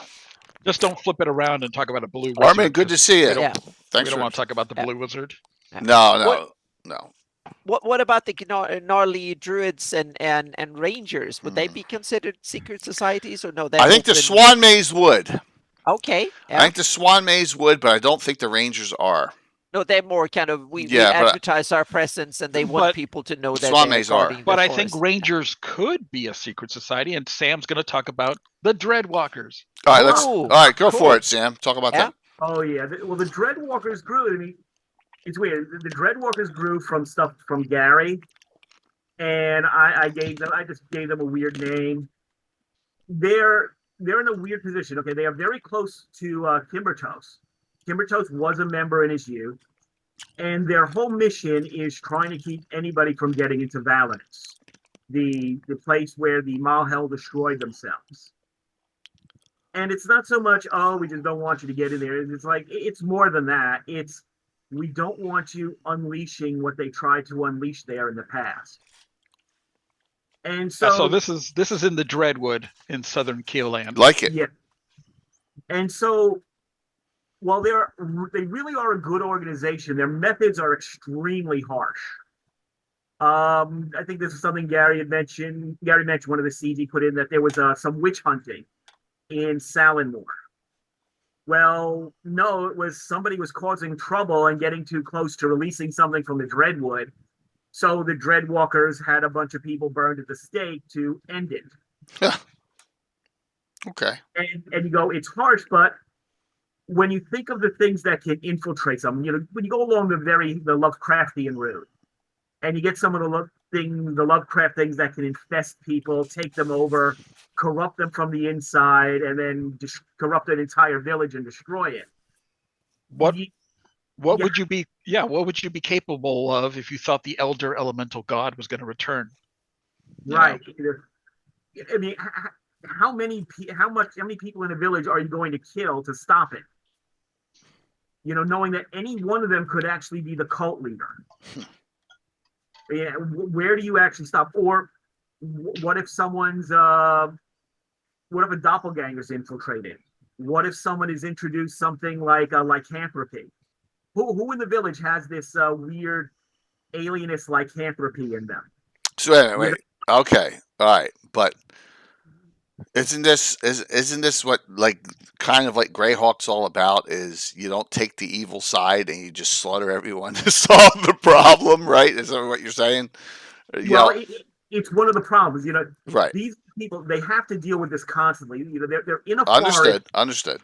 They're in a forest where you're going to be attacked by these weird alien creatures that love to set up shop inside a human body. And now some idiots from the yeomanry are coming in, cutting down trees, breaking wards that you've maintained for the last 1,000 years. And what are you going to do? They open the box. They open Imhotep's tomb. What are you going to do with them? Understood. And so they really were have to walk this line, not only of being threatened by getting killed by these things, but of making sure nobody else unleashes them and destroying the world. It's tough. And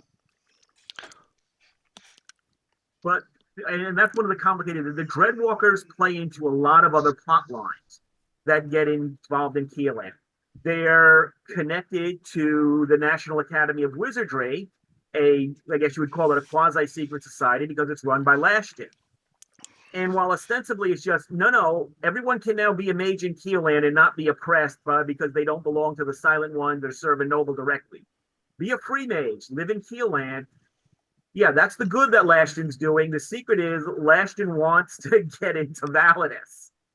So the National Academy of Wizardry is his way of sending innocent bystanders to get into Valinus for him. And that then brings in the Silent Ones. Which brings in the Dark Watch, the Knights of the Malagari up north, and also another group. Gary wanted to bring in the Cult of the Black Flame. I just love creating secret societies. So, but yeah, remember Jay? There's and remember Baltron's Beacon. Remember Baltron's Beacon? Of course, you did. So there's that Cult of the Black Flame. I integrated it with the history of Keeland. Basically, they are the survivors of these evil Sul who tried to take over the kingdom. who basically unleashed the Hand and Eye and Vecna originally, and they're still around. They're still messing around with things they shouldn't be messing around with. So I like that a lot. So basically you took the cult that was in here. Who wrote this anyway? Philip Myers. Anyone know Philip Myers? I do not know Philip Myers, Yeah. but I remember reading the introduction, thinking, "Oh, this could be a good fit for Keeland." Yeah. And so I stole it. Yeah. Demetrius, the sage, right? And that's who sends him on the mission. And yeah. So Gary runs a secret society of stealing adventures from other settings for GREYHAWK. Yeah. Well, this isn't placed anywhere. Was it placed somewhere? No, it's pretty generic. I know it. I know it's in the whole marshes now, right? It is now. Yeah. Yeah. That's it. So. But the geography of everything, it just works really well as a fit for the whole marshes. Right. And the idea that there's this cult operating down there between the Dreadwood and the marshes, who really, I think the module mentions they were killing children and poisoning people in the kingdom. Right. And then the module had this great evil party that you face in the beginning. Right here. Yeah. With an evil ranger, I think, leading it. Yeah, flying a Hierarchus Sphinx. Yeah. Yep. Great stuff. Great ideas there. And then as you get to the end of the module, we realize this cult is bigger than we thought. They have gateways to other places. He's a fighter. Oh, absolutely. Yeah. Gary, you convinced me not to run this, to run Tharizdun at Founders and Legends, if you recall. I was going to run this. It's a cool adventure, but I think Tharizdun was a better fit for what you were trying to do there. Yeah, absolutely. But I may one day run this again. Yeah, it's a good adventure, definitely. So good one. That's a good one that you pulled out of. Oh, I did the same thing. I pulled out the crypts from the Crypts of Astaris, which I think is Dragon 10, Dungeon 10. Dungeon 10. There's a slight mention of it. It's a god. They worship the god of Hysi, the god of evil. And this is like pre-Greyhawk deities. It's it's kind of early for us. So the Dark Brotherhood, I was like, that's a great idea. I'm going to use it. I hate the Scarlet Brotherhood, so I'm going to create my own. So same thing. But I have them worshiping Hysi and Leviator because I use both. I have them worshiping Echak, which is from, what is the book? Elder Evils? Libris Mortis. Libris Mortis. So basically a Far Realms entity, which is utterly dangerous. I also tie it to the artifact known as the Crystal of the Ebon Flame. So I think it's. Yeah, Fuzz just said Philip Myers passed over a decade ago. Damn. Yeah, so that's good. It's crying out for a write-up. I think maybe I'll do it in Visions at some point. That'd be cool. So real quick on this on a Swan Maze. First of all, it's called a sorority. They have a matriarch, and then it says here, where she lives is unknown, and all the Ranger Knights at her Swan Maze will know she may be contacted. The Swan Maze community is devoted to spying the margins of the forest of evil, for it be around the Welkwood, the Wild Coast, or farther afield into the Pearl Marsh lands of Urberbox. There you go. Definitely, it's a spy organization, so it's secret.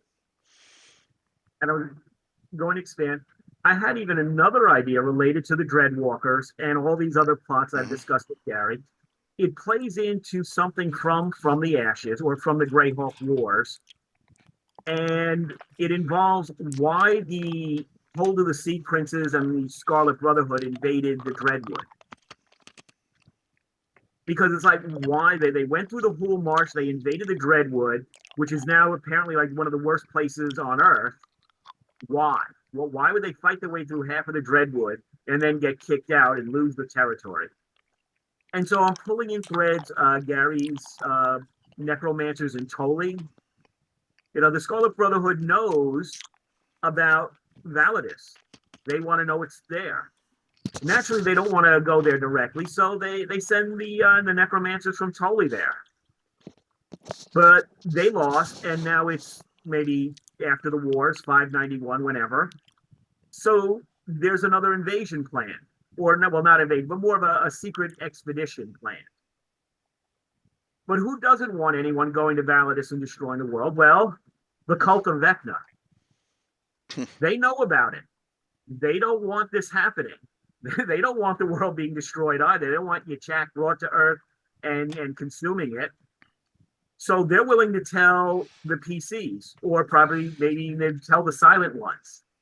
Yes, our arch enemies, we know about this mission to get to Validus. Would you like to do something about it?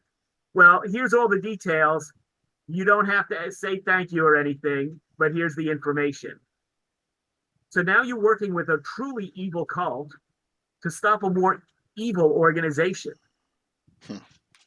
At least you hope so. You hope that the cult of Vecna is telling the truth and they don't want anybody in there any more than you do. Or maybe they're planning on getting something else out of this. Perhaps they plan on, I don't know, collecting all the secrets that are being brought in. They just want you to do the hard work of killing the invaders. And what do the Dreadwalkers do? Because if anyone knows any of these secrets, well, they may need to be eliminated. Possibly including the PCs who now know a little bit too much about what's going on. It's interesting. It's cool when there's no side that is good in that. I like it. Yeah, and that's how you can have your secret societies fighting with each other, fighting over the PCs. So I got another one. Go for it, Jay. That I use a lot, and I can't. So it's just like I can't believe I'm not even thinking about this, and we're going to use it again a little bit coming up. I'm looking for the. I'll just put the cover up. This is as secret as it get. Well, you can make the decision on that, and that's Rob Kuntz's Dark Druids. I mean, talking about a secret. Definitely. You want to talk about a secret, really cool. Here we go. I got the PDF now. I found it. There we go. So, this is basically a cult of druids trying to bring back Tharizdun, right? And they worship other demons and stuff. So it's as cultish and as secret as you get. And they have a lot of different ceremonies, a lot of different, artifacts that they're looking for. And so they will be coming into the game tomorrow night again. Into my Narwhal game, so it's fun. Yep. Darn, with so many groups trying to bring back Tharizdun, it's a wonder he's not already back. That's it. Rob kind of made this a little nebulous, where there's opportunity to worship other demons instead of Tharizdun in the group, right? I would probably go that route. Yeah. And with that, there's tension between the different sects of the Dark Druids. Yeah, which I like that too. I love complication. Sam, you could even tie this into the theory of the old ones that you presented in Visions 3. Maybe the Dark Druids are the faction that promote the old ones. It's a good. Yeah, he did a real good job of that. He should stick to writing. I guess he wouldn't consider updating that for some new rule set that's non-OGL or something. Well, it is in 3rd edition by Troller Games. Okay. It's hard to find. I have it here, actually. Yep. So it does exist in 3rd, but not in 5th. What's up, Varl? Oh, he's never gonna. There ain't no way Rob's ever writing anything for 5th. Right, Anna? Yeah, I don't think we get. He's even less reluctant to abandon old school than you are. Yeah. Yeah, definitely. 100%. So yeah, that's one that I'm just like, wow, man, this is definitely a secret society. I mean, Obed High druids are pretty hardcore. They do not like civilization, so you could see them forming a core of dark druids. Yep. And that's why I went off of straight true neutral with my druids to neutral goods, neutral evil. Yep. To fit in with the dark druids. What's up, Celtic? You have a book, right? Still from Sunday. All right, Gary. Let's talk. I really, since I brought in 2 characters in this new group. One's an associate, and one's a full member of the Seekers Arcane. I need to learn more Yeah. about them. So, is a lot of this in the Keeland article?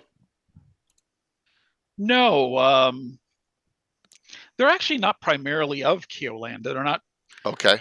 Keoland Society per se, but so the the Seekers came out of an idea, like I mentioned a couple of weeks ago, that the idea that there's these people who are neither good nor evil necessarily. They could be both, but who essentially have self-aggrandizement. They're explorers. They're people who are, some of them are scholars, some of them are just plain out grave robbers, who want to discover this ancient stuff and use it for themselves. And so I wrote that up for Eric, and I posted a page of that the other day, where Eric had put all his red ink Oh wow. on the draft, and because in the old days you would mail in your draft in a manila Oh envelope, my and then gosh.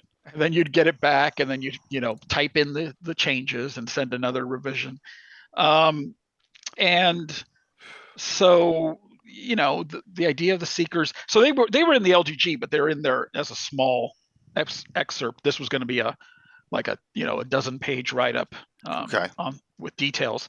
Now, most of that eventually made it into a Orth Journal article with Rick Miller helping me, so that that's there for you guys to look at. But the idea was that they were kind of an official, when the Great Kingdom was at its height, around 100 common year to 200 common year.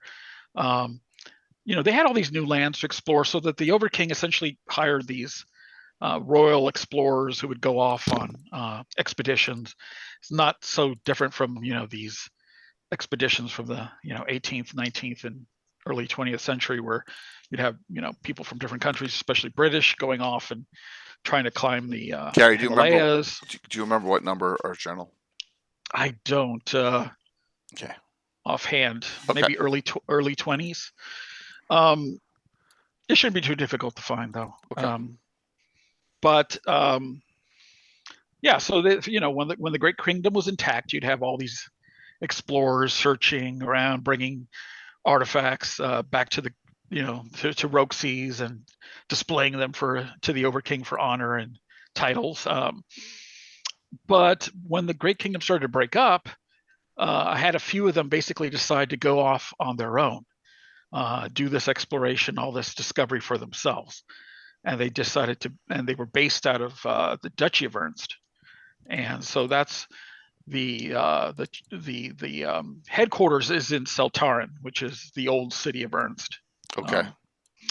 But they spread to Nyldra, to Relastra, to various outposts in the Flannis. So you can have seekers who are a little more scholarly, and they allow adventurers to come in and look at their maps and look at their library and pay a fee, and and also just drink some fine wine and liquors.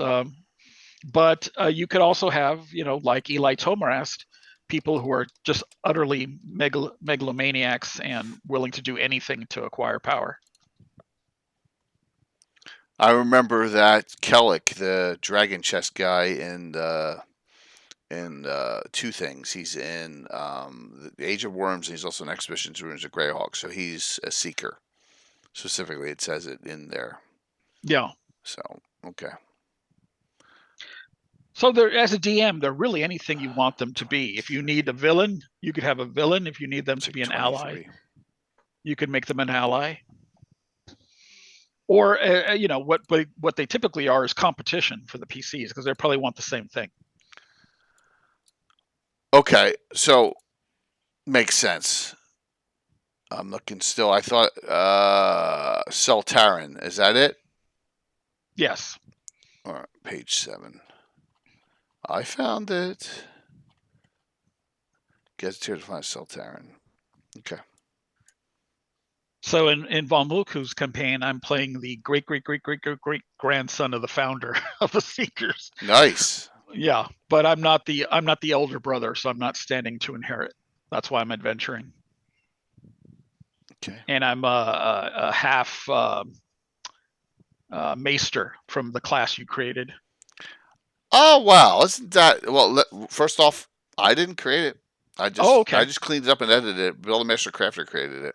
Oh, congratulations, Bill. It's a ripoff from Game of Thrones, right? Of course. But it's it fits very well. The name will Yeah. change in the Altamir box set to Magister, just Okay. because we don't want to have any trouble. No, of So course not. yeah. Yeah. All right. So this is like this is the whole area of I guess their main headquarters. Is that the Orth Journal Yes. with it? Yeah. Yeah. So there's a description. Oh. Okay. No, that's not the Seekers article, but that's probably something that supplements it. Yeah. Okay. Well, maybe it's our Journal 25 then. Let me see. I'm trying to find it. There you go. There it is. Page 22. Yeah. All right. Cool. So the striking resemblance of the Seekers to the Pathfinder Society is completely intentional. I'm sure. Okay. Because this is right when they split, correct? This is right. Well, when it's an WotC interesting. and Yeah, it's Positive an split. interesting anecdote. I was working on this draft with Rick Miller, and Eric came to me and said to me at one point, Gary, that's it. We lost the license. We're just gonna, we're gonna get one last issue. And I think it was like 356 or something. And he said, you could have one article. What article do you want to do? Oh, Wow. cool. Oh, and so it was a dilemma because I was like, the Seekers article was bigger, it had more material already.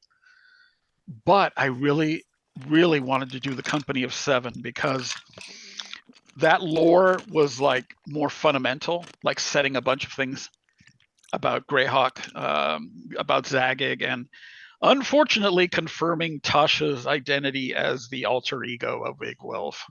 So there you go. there you go. Bad Gary. That's where it all started. See, we can blame you for it. Yeah. No, Yes, just you can kidding. blame me. No, I really am. Because what they've done is they've reversed it. Now they're saying that Tasha is the original identity and Igwil was just a mask that she wears, and she's not such a bad person. Well, no, I burns. reversed it back again. Yeah, Igvil was the original, and Tasha was the nickname she gave herself when she got to Greyhawk. So yeah. Thanks. I think she's. I think that fits the story best from my perspective. Yeah. If you want to make sense of all the Gygax material, and then her being the mother of Ayuz and other, and then those amazing stories with the covers, Fiend's Embrace from Dungeon. Yeah. Her and Grast. It just makes more sense that she's evil. Yeah, Tasha was her pen name when she invented spells and wrote stories and stuff in Greyhawk. That's how I see it. Yeah. And as we were talking about with Sam before, I mean, she has many names. She's kind of a secret society in herself. She is a secret society. I wonder if she has underlings. She must be. She's like, she's big enough that now popular enough that she has a retinue of. She probably has a whole little society of. It would be great if she had some apprentice witches and Anna, guess what I found here? All these book names right here. Ooh, among also in these rooms. Second. What Dragon magazine are you in? This is Earth Journal 25. Seeker's article, page 25. Look at all these. The Dragon Scale Tome by Temenus of Jalpa and Honest Traveler's Strange Tales of the South. So, yeah, and I'm assuming these are not ones that were in other articles. They don't sound like it. Awesome. Just I was Thank you. Flipping through. Yeah. And then we give some examples of some Seekers lodges. Yeah, Neo Draw, Gradsoul, Iron Gates. Yeah. Because each one has sort of a leader, someone who runs the place, and they kind of set the tone for what the place is like. Guess where I'm putting another one soon? Altamira. Yes. Yeah, 10,000 people is definitely a big enough place to have a Seeker's Lodge. Especially since there's all these adventurers running around with all this super powerful stuff, right? Right. So, yep. Yeah, that's what I was thinking. There's Lashton mentioned right there. We'll be expanding on the one in Rel Astra in something coming pretty soon. Okay. That's all. Yep, there's Relastra. Verbabank, Seltaran, Sasserine. There's one in Sasserine in Shackled City, or what do you call it? Not Shackled City. I don't think Savage it's Tide. mentioned. I don't think it's No? mentioned in Okay. Savage Tide. Okay. So yeah, and then you got these rumors and Isle of Dread, Spies of the Holy See, the Mad Baron, and Obsessed Explorer. So cool. There's Eli Tomarest mentioned. Just talking about someone going wrong, right? I mean, when you add demon parts to yourself, you're Well, definitely on yeah, a sure. bad trip. There's a secret in Realm Ward, Von Moku says. There you go. Cool. Mhm. So, Gary, give me synopsis. Overall goal. Not a silent one, Von Moku. No, he says, If he was a silent one, it did what he did, he'd be dead. right. He was a seeker. The seeker's goal, final goal, is just acquisition. Yeah, I mean, I think they would want to get their hands on some of them. I mean, for some of them, it's apotheosis, but for others, getting your hands on something like the Throne of the Gods, the Codex of Infinite Planes, those are the ultimate artifacts. Okay. All right. Cool. Yeah. Excellent. Immortality. Well, yeah, it's a minor thing, The GREYHAWK probably has a legend like the Fountain of Youth somewhere, and they definitely would be the kind of guys to go out and look for it or sponsor an expedition. Okay. All right, so now Mamoku's telling me it's Earth Journal 4 is the silent one, so we got to get to them too. Definitely got to get to them. Let me bring that up. So let's. Oh, that would be Living GREYHAWK Journal 4. Yeah, Living GREYHAWK Journal Gazette 4, right? Yep. Yeah. So I'll do that. So let's give us a synopsis on the silent ones here while I'm bringing that up, if you don't mind. Yeah, so, we know the legend about Slarotin bringing the Sul tribes into the Sheldamar Valley from the Sea of Dust when the Rain of Colorless Fire destroyed the Sul Imperium. So I think a lot of these tribes that came through had, apprentice wizards, people that were not mages of power, but they were definitely strong and powerful wizards. Some of those, in Rob's lore, would have gone on to found Mar Castle and become that group. Others remained behind in the Sheldamar Valley and helped found Keoland, and they joined together and became the Silent Ones. And so the reason is why did they become the Silent Ones? Because I think there was at the time a fear that magic had gone too far, that it had destroyed their Imperium, gave them defeat from the jaws of victory after sending the invoked devastation the Beclunish way. So the idea was that they would protect the people from the magic that hurt them the first time, and they would willingly give up their power or their independence, essentially, in order to join the secret order and keep the lore, keep the secrets hidden. But they immediately faced a challenge because there was a lich in the Sheldamar Valley known as Vecna. And he was, at this time, very long in the tooth. He'd been around for 1,000 years.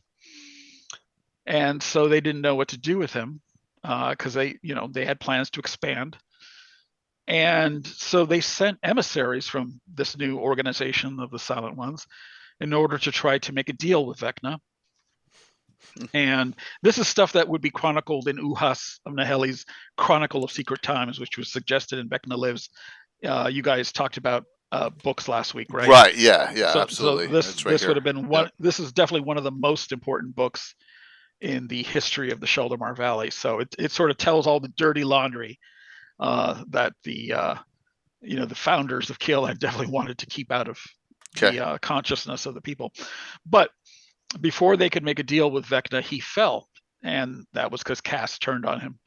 And so they instead of instead of dealing with this Can't help awesome it.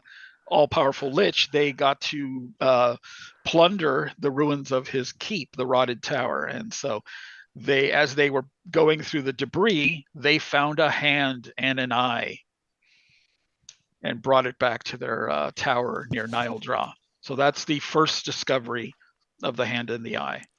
And have So you? that, Is this noted where this silent tower is near Needle Draw? yeah, Anna Yep. has it on her map. Okay, Yep. good. Yep. Awesome. I even have a little heraldry next to it that I forgot who did the design for, Okay. but It's a cool design. Yep. Okay, And it's cool. not my design. I just made my version of it, but the design comes from somewhere. I forgot where. So are the silent ones bigots? It's only pure-blooded Sul that are allowed in. No, Okay. I don't think that it would be exclusive to that. Now there aren't that many Flan already in the exhibit. So essentially, I was forced in my first edition version of the Silent Ones. They were just regular magic users who had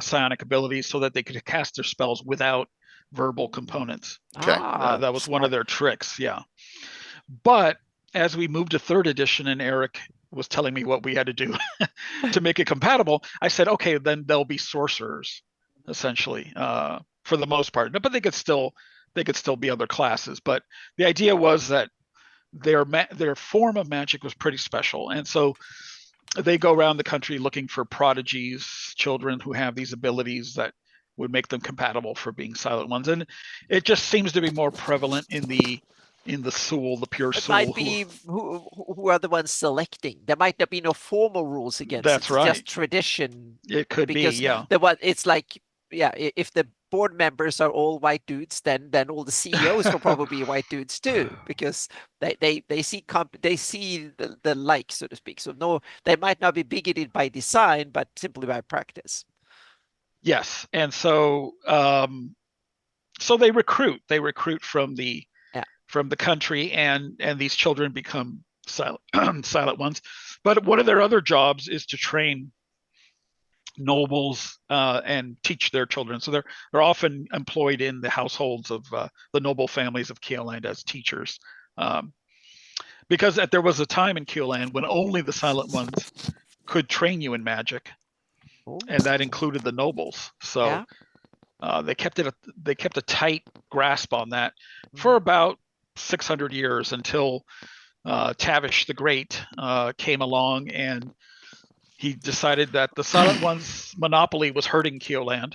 Exactly, that's the dilemma. You want a lot of that power because it helps the country, but on the other hand, you only want the people that are loyal to you to have the power. So exactly. That's the power dilemma of the real world too. It's my reasoning for why my Winchester family, going back all those generations, were all paladins and that type. Yes. Yep. Yes. They could. Yeah.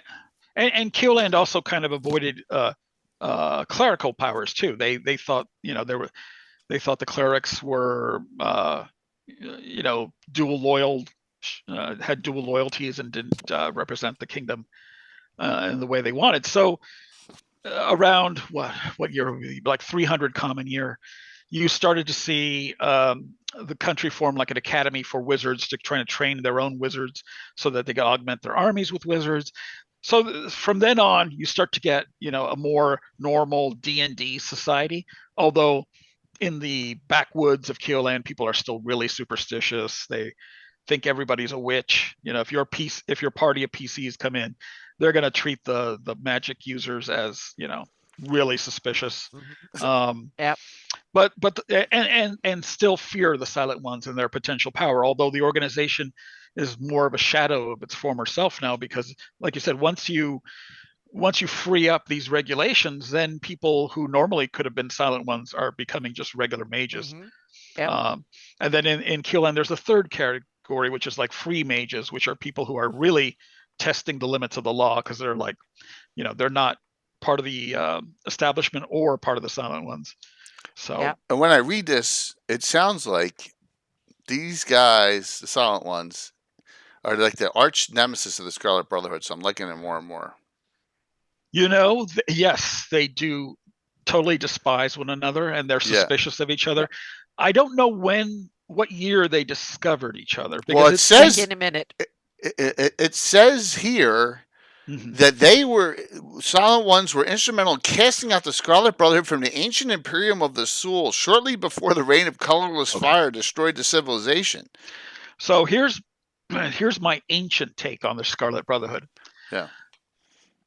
I feel like Sean Reynolds and some of the guys who were detailing them, even in the Fate of Istis article, and Gygax himself, they were leaving it open to interpretation that the Scarlet Brotherhood represented the Imperium as it was. And I feel differently. I feel like the Scarlet Brotherhood was a cult even within the Imperium. Yeah.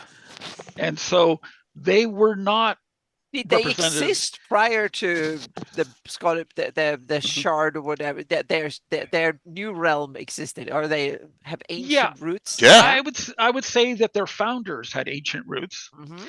And in my campaign, I had this grand competition during the 65-year war between the Sul and the Baklunish, which was essentially an arms race to see who could create the perfect, spellcaster, monk, or psionicist, and the Baklunish were doing it the old-fashioned way. They were like training the hell out of themselves. The Dreadwalkers mentioned. They were essentially creating this perfect combination of psionic and physical ability, and the Sul were trying to breed themselves into these abilities. They were trying to get a shortcut.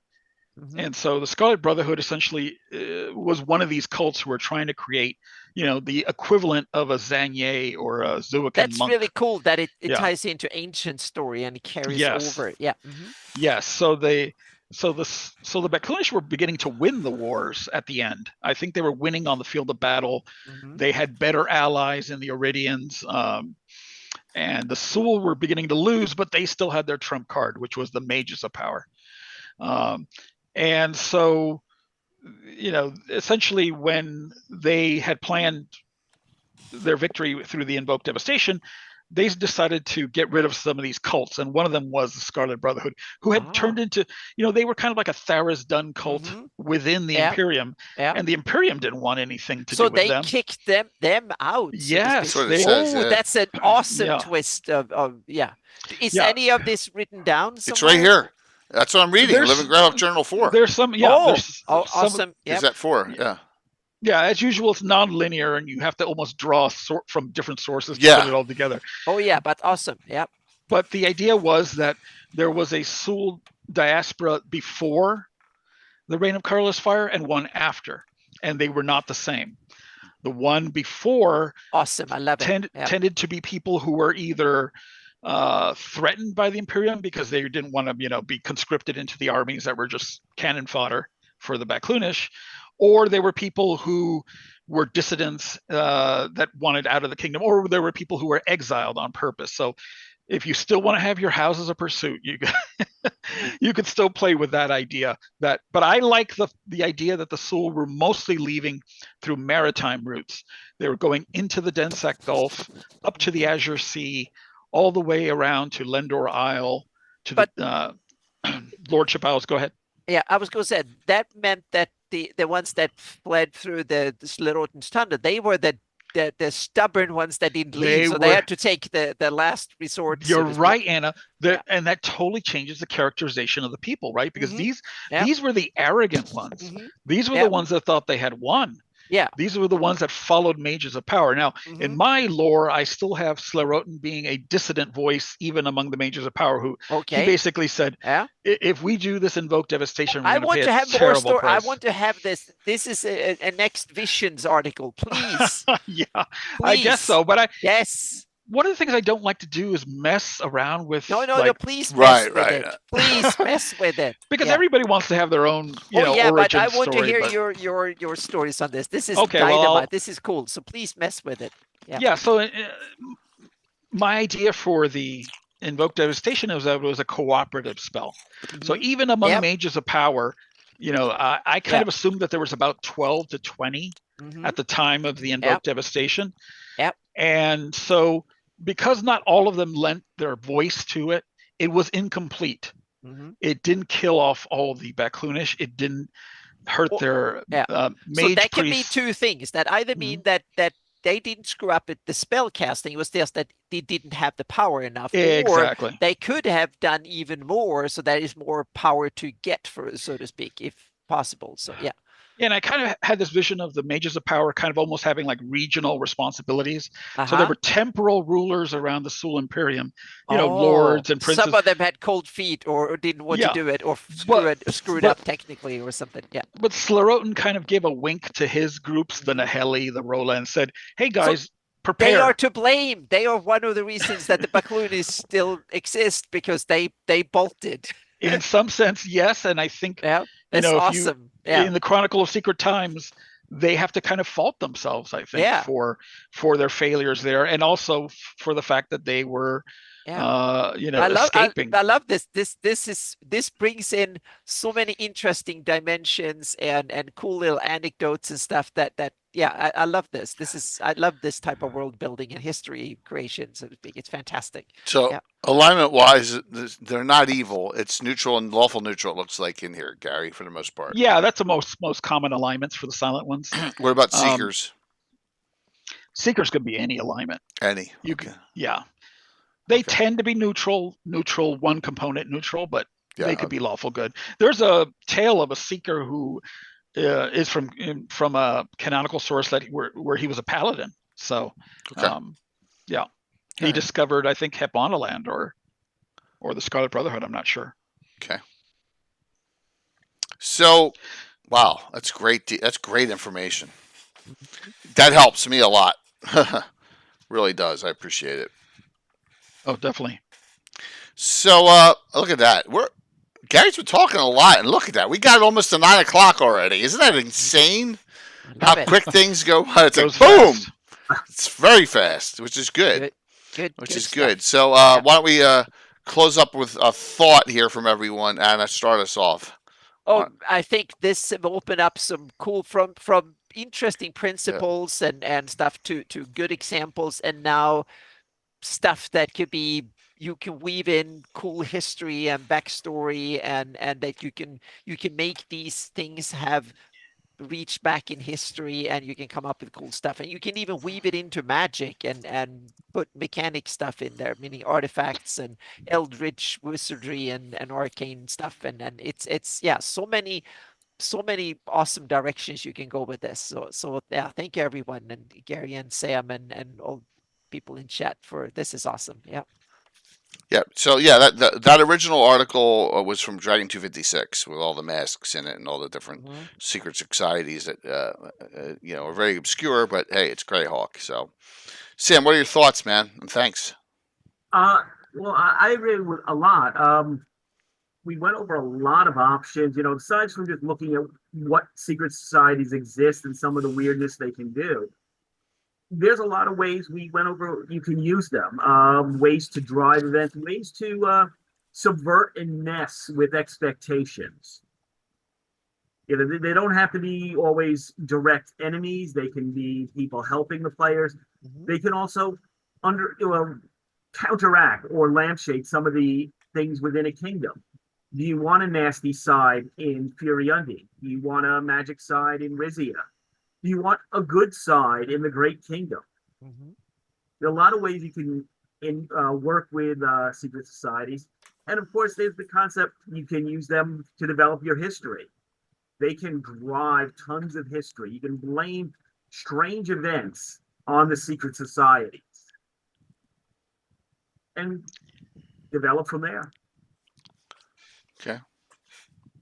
So I would, I wrote down some notes, so I'll just go over this really quick. Yeah, please. So people can go follow up on this.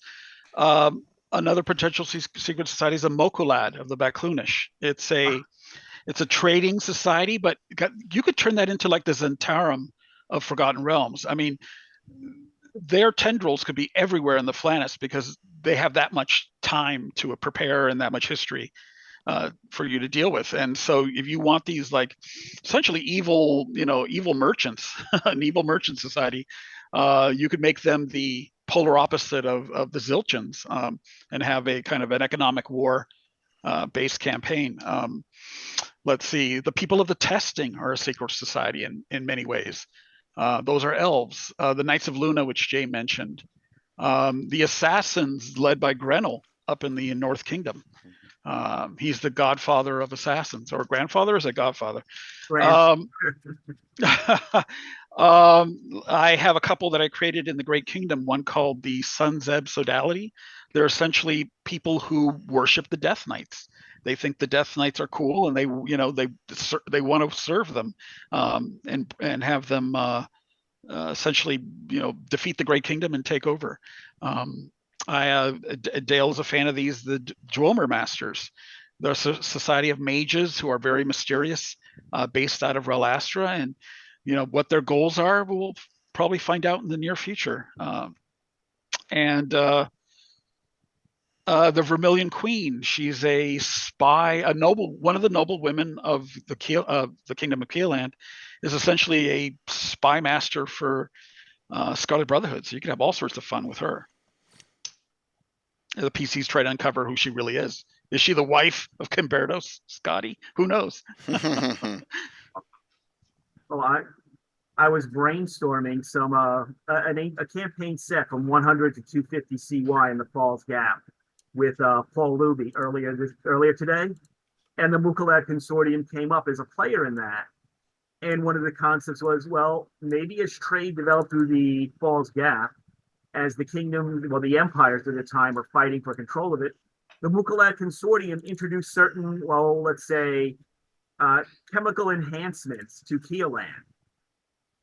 And that's what caused a lot of the downfall of the Nihili. All of a sudden, they're getting these strange Backlunish drugs. And they begin to just slide into decadence, and that's the real cause of the slumbering. There's a group of elves in the Adri Forest called the Sentinels, who essentially protect special places like the City of Summer Stars. Yeah. They definitely form something like a secret society. So that could be a cool hook to develop. Mm-hmm. And like I said, I've developed some. I didn't even realize it. You just even think about that. And then, there's all sorts of other third-party things. I'm sure a lot of Carlos's writings has secret societies in it. We know Rob Kuntz's Dark Druids is another good example. There's always some that, and there's probably some written up nearby wherever you're playing. For example, the Swamis in Gnarly, and the Dark Druids in Gnarly that I have, and other, so just there's references all over the place. Just gotta know where to look for them. That's why one of the reasons why we do these discussions, so that and I learned a lot tonight, which is good, because I put 2 characters in my new group that I did last Saturday. Were both part of the Seekers, so now I can elaborate on it a little bit more. I wanted to throw another wrench in there so that they're looking at them cross-eyed a little bit, like, what's this all about? Because it was fun. It was funny. Stronghold Tim, Sir Timothy, we met at GaryCon, doesn't know much about GREYHAWK lore. So he's sitting at the bar, and he just starts saying, "Hey, I got this card. I'm a member of the Seekers of the Arcane, everyone." He starts announcing it in front of everyone. And the other guy, the NPC, who's the other member, is like, "What the hell? What, are you stupid or something? Shut up!" So so he announced his presence with authority about being a member of the Seekers. Perfect. So it was funny. So anyone have anything to shout out before we do the giveaway? Yeah. More visions to come. Yes. An Underdark special maybe by the end of this month. Wow. I'll sit that one out and just enjoy the reading. Same with Grey Grimoire. We've a whole bunch of miscommunication, so we're finally getting to work on the final review. Cool. And hopefully by the end of the month. So is that the summer edition or the fall edition? Well, it was sort of the summer edition. Right. I think. By the way, Roger Moore has a ton of more stuff coming. Yes. Good. Yep. We'll have Roger. We're gonna have Roger on a lot more. Ha! That was a joke. Roger on a lot more. Yeah, I noticed at the end of your Silent Ones article, he had something about the Green Death or something from Roger Moore. See his art, see his stuff. Oh yeah, yeah. He has a Yeah, great article in one of the early Orth journals. yeah. So it's awesome to see. So, so Anna, what do you got going on? You got on Uh, Friday? Yeah, on Friday, and I'm wrapping up. That's the last week of my commission stuff, and I'm also doing all the game prep for Virtual GREYHAWK Con and Gamehole Con. So, Good. so there will be a couple of articles coming up on the rules and stuff that I'm going to use on some of the design. Why the heck I'm screwing it up this way or that way, because those doesn't require me to sit and do 10 hours of Photoshop. So I'm sorry for the lack of content, but I want to have a lot of the adventuring around the shield lens and stuff secret for now. But the shield lens map is gearing up. So on Friday I will work on that one. There will be a couple of articles coming up on the exertions. That's one of the meta currency that I will use in Hawktail rules, and also on initiative, and also I think I'll see if I want to go venture into the cerebral magic. Yeah, too. So we'll see if I want to go there. That ties into secret societies and stuff too. Yeah. Mm, Mm-hmm. Yeah. intriguing, Anna.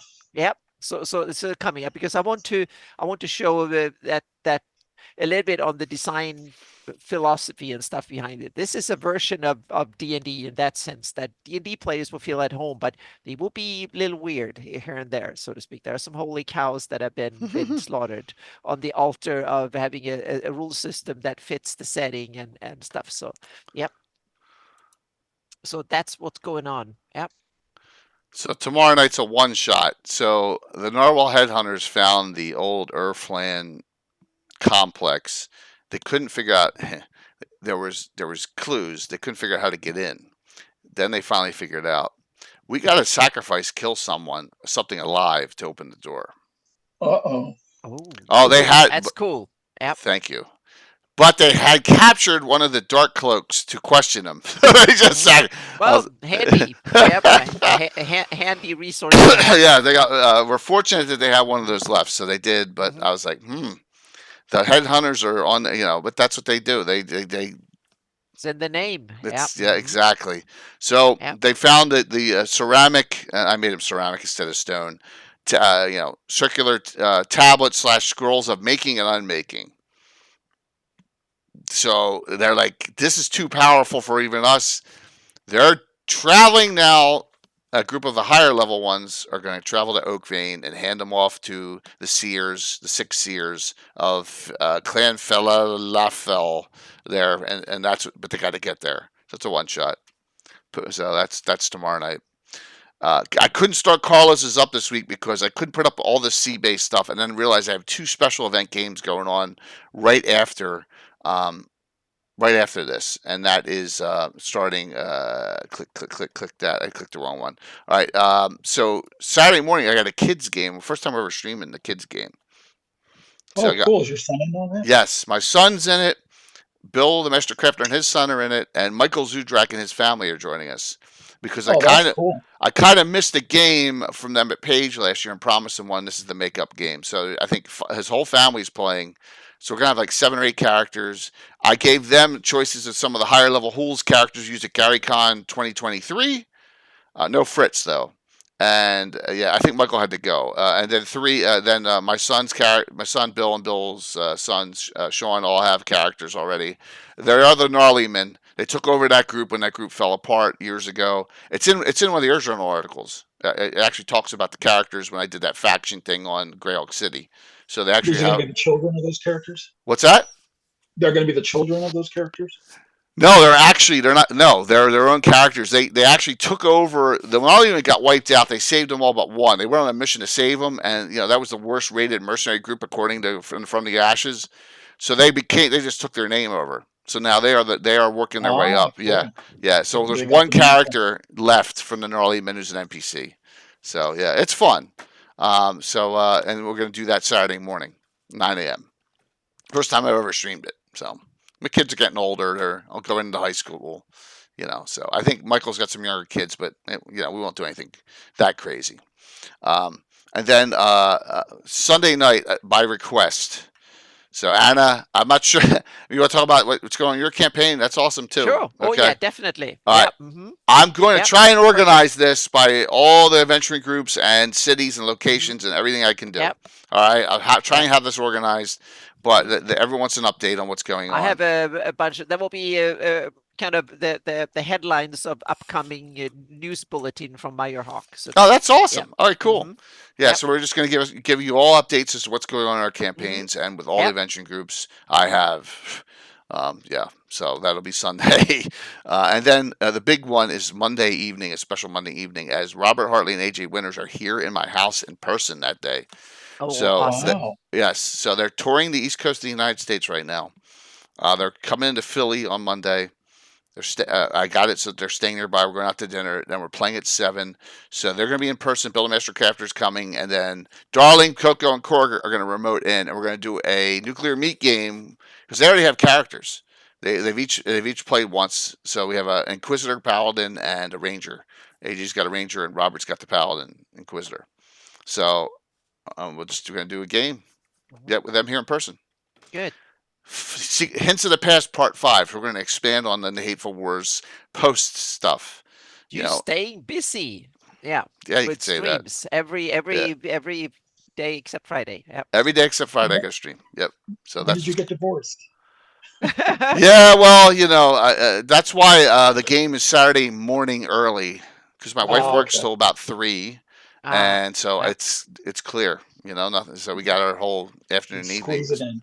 Got to figure those things out. You got to have the balance there. All right, let's see Yeah. who wins tonight's giveaway. Then we're going to raid into Stronghold D&D. All right, last call. Exclamation point drawing. Thank you all for coming on. It was a really fun discussion. Yeah. Yeah, sometimes that happens. But see, I am an anal control freak, so that's not happening in my campaign. They may be able to play in it, but my son's not taking it over. Nah, not until I'm in the ground. So, yeah, whenever that is.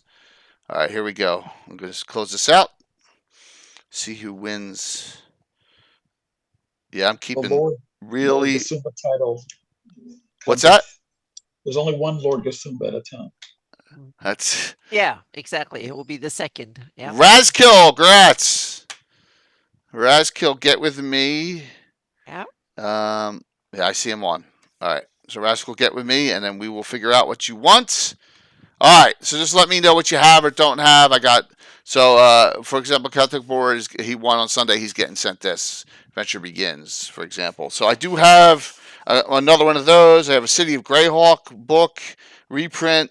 Marklands D1 to 2, G1 to 3. I still Vecna Lives. I still have a Vecna. Is that Vecna Lives? I have a Vecna Lives here. Amongst all the other things, I do have a Scarlet Brotherhood too. So just let me know of any of those, and then if you have all those, then we'll go even deeper into the pile. Sam, Gary, and Anna, thanks a lot. We're going to raid into. Thanks, You, Jay. Yeah. Raiding into Stronghold. Say hi to Tim there. Oh, by the way, just if you want to really get him fired up, because the new junior, the half halfling, half orc mongrel, the putrid tongue that he went up against, he pulled an Eric Mona and he took a potion of gaseous form and got away. He was furious as character because I'm not going to let them kill an antithesis the first time. He can kill his minions, but you're not. He's getting away. So yeah. Hey, it's good to see you, man. Hope you're doing well. Yeah, I'm glad to see you're back. So, but we are raiding the Stronghold, so another great stream there, and we'll talk to you all soon. Let me hit the wrong button here. Garner, it's good to see you. All right, setting the raid up.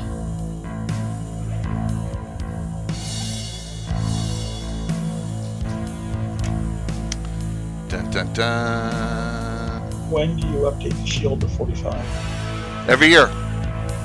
Usually, like mid. So we believe we started.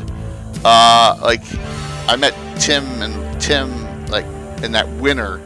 So every year, real year change, I change it. I change it usually like the second week in February. Second week in December. So going into the cons and all, it's all done. If that makes sense. Okay. Yeah, because I order a new banner, I order new cards. Yeah. So yeah. Thank you, Antopas. Yeah. Setting the rate up. Here we go. Next secret society at 300 strings. Yeah, exactly. Like 30 more. Yeah, another couple hundred episodes. Yeah. 5, 4, 3, 2, 1. See you tomorrow night, 7:30. Bye.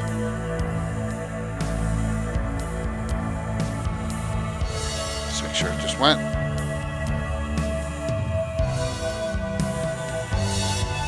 Yeah, so this whole group, they want to play so bad. I'm like, well, I got the kids game this weekend. I can't. So we played last Saturday, right? So I got to figure out.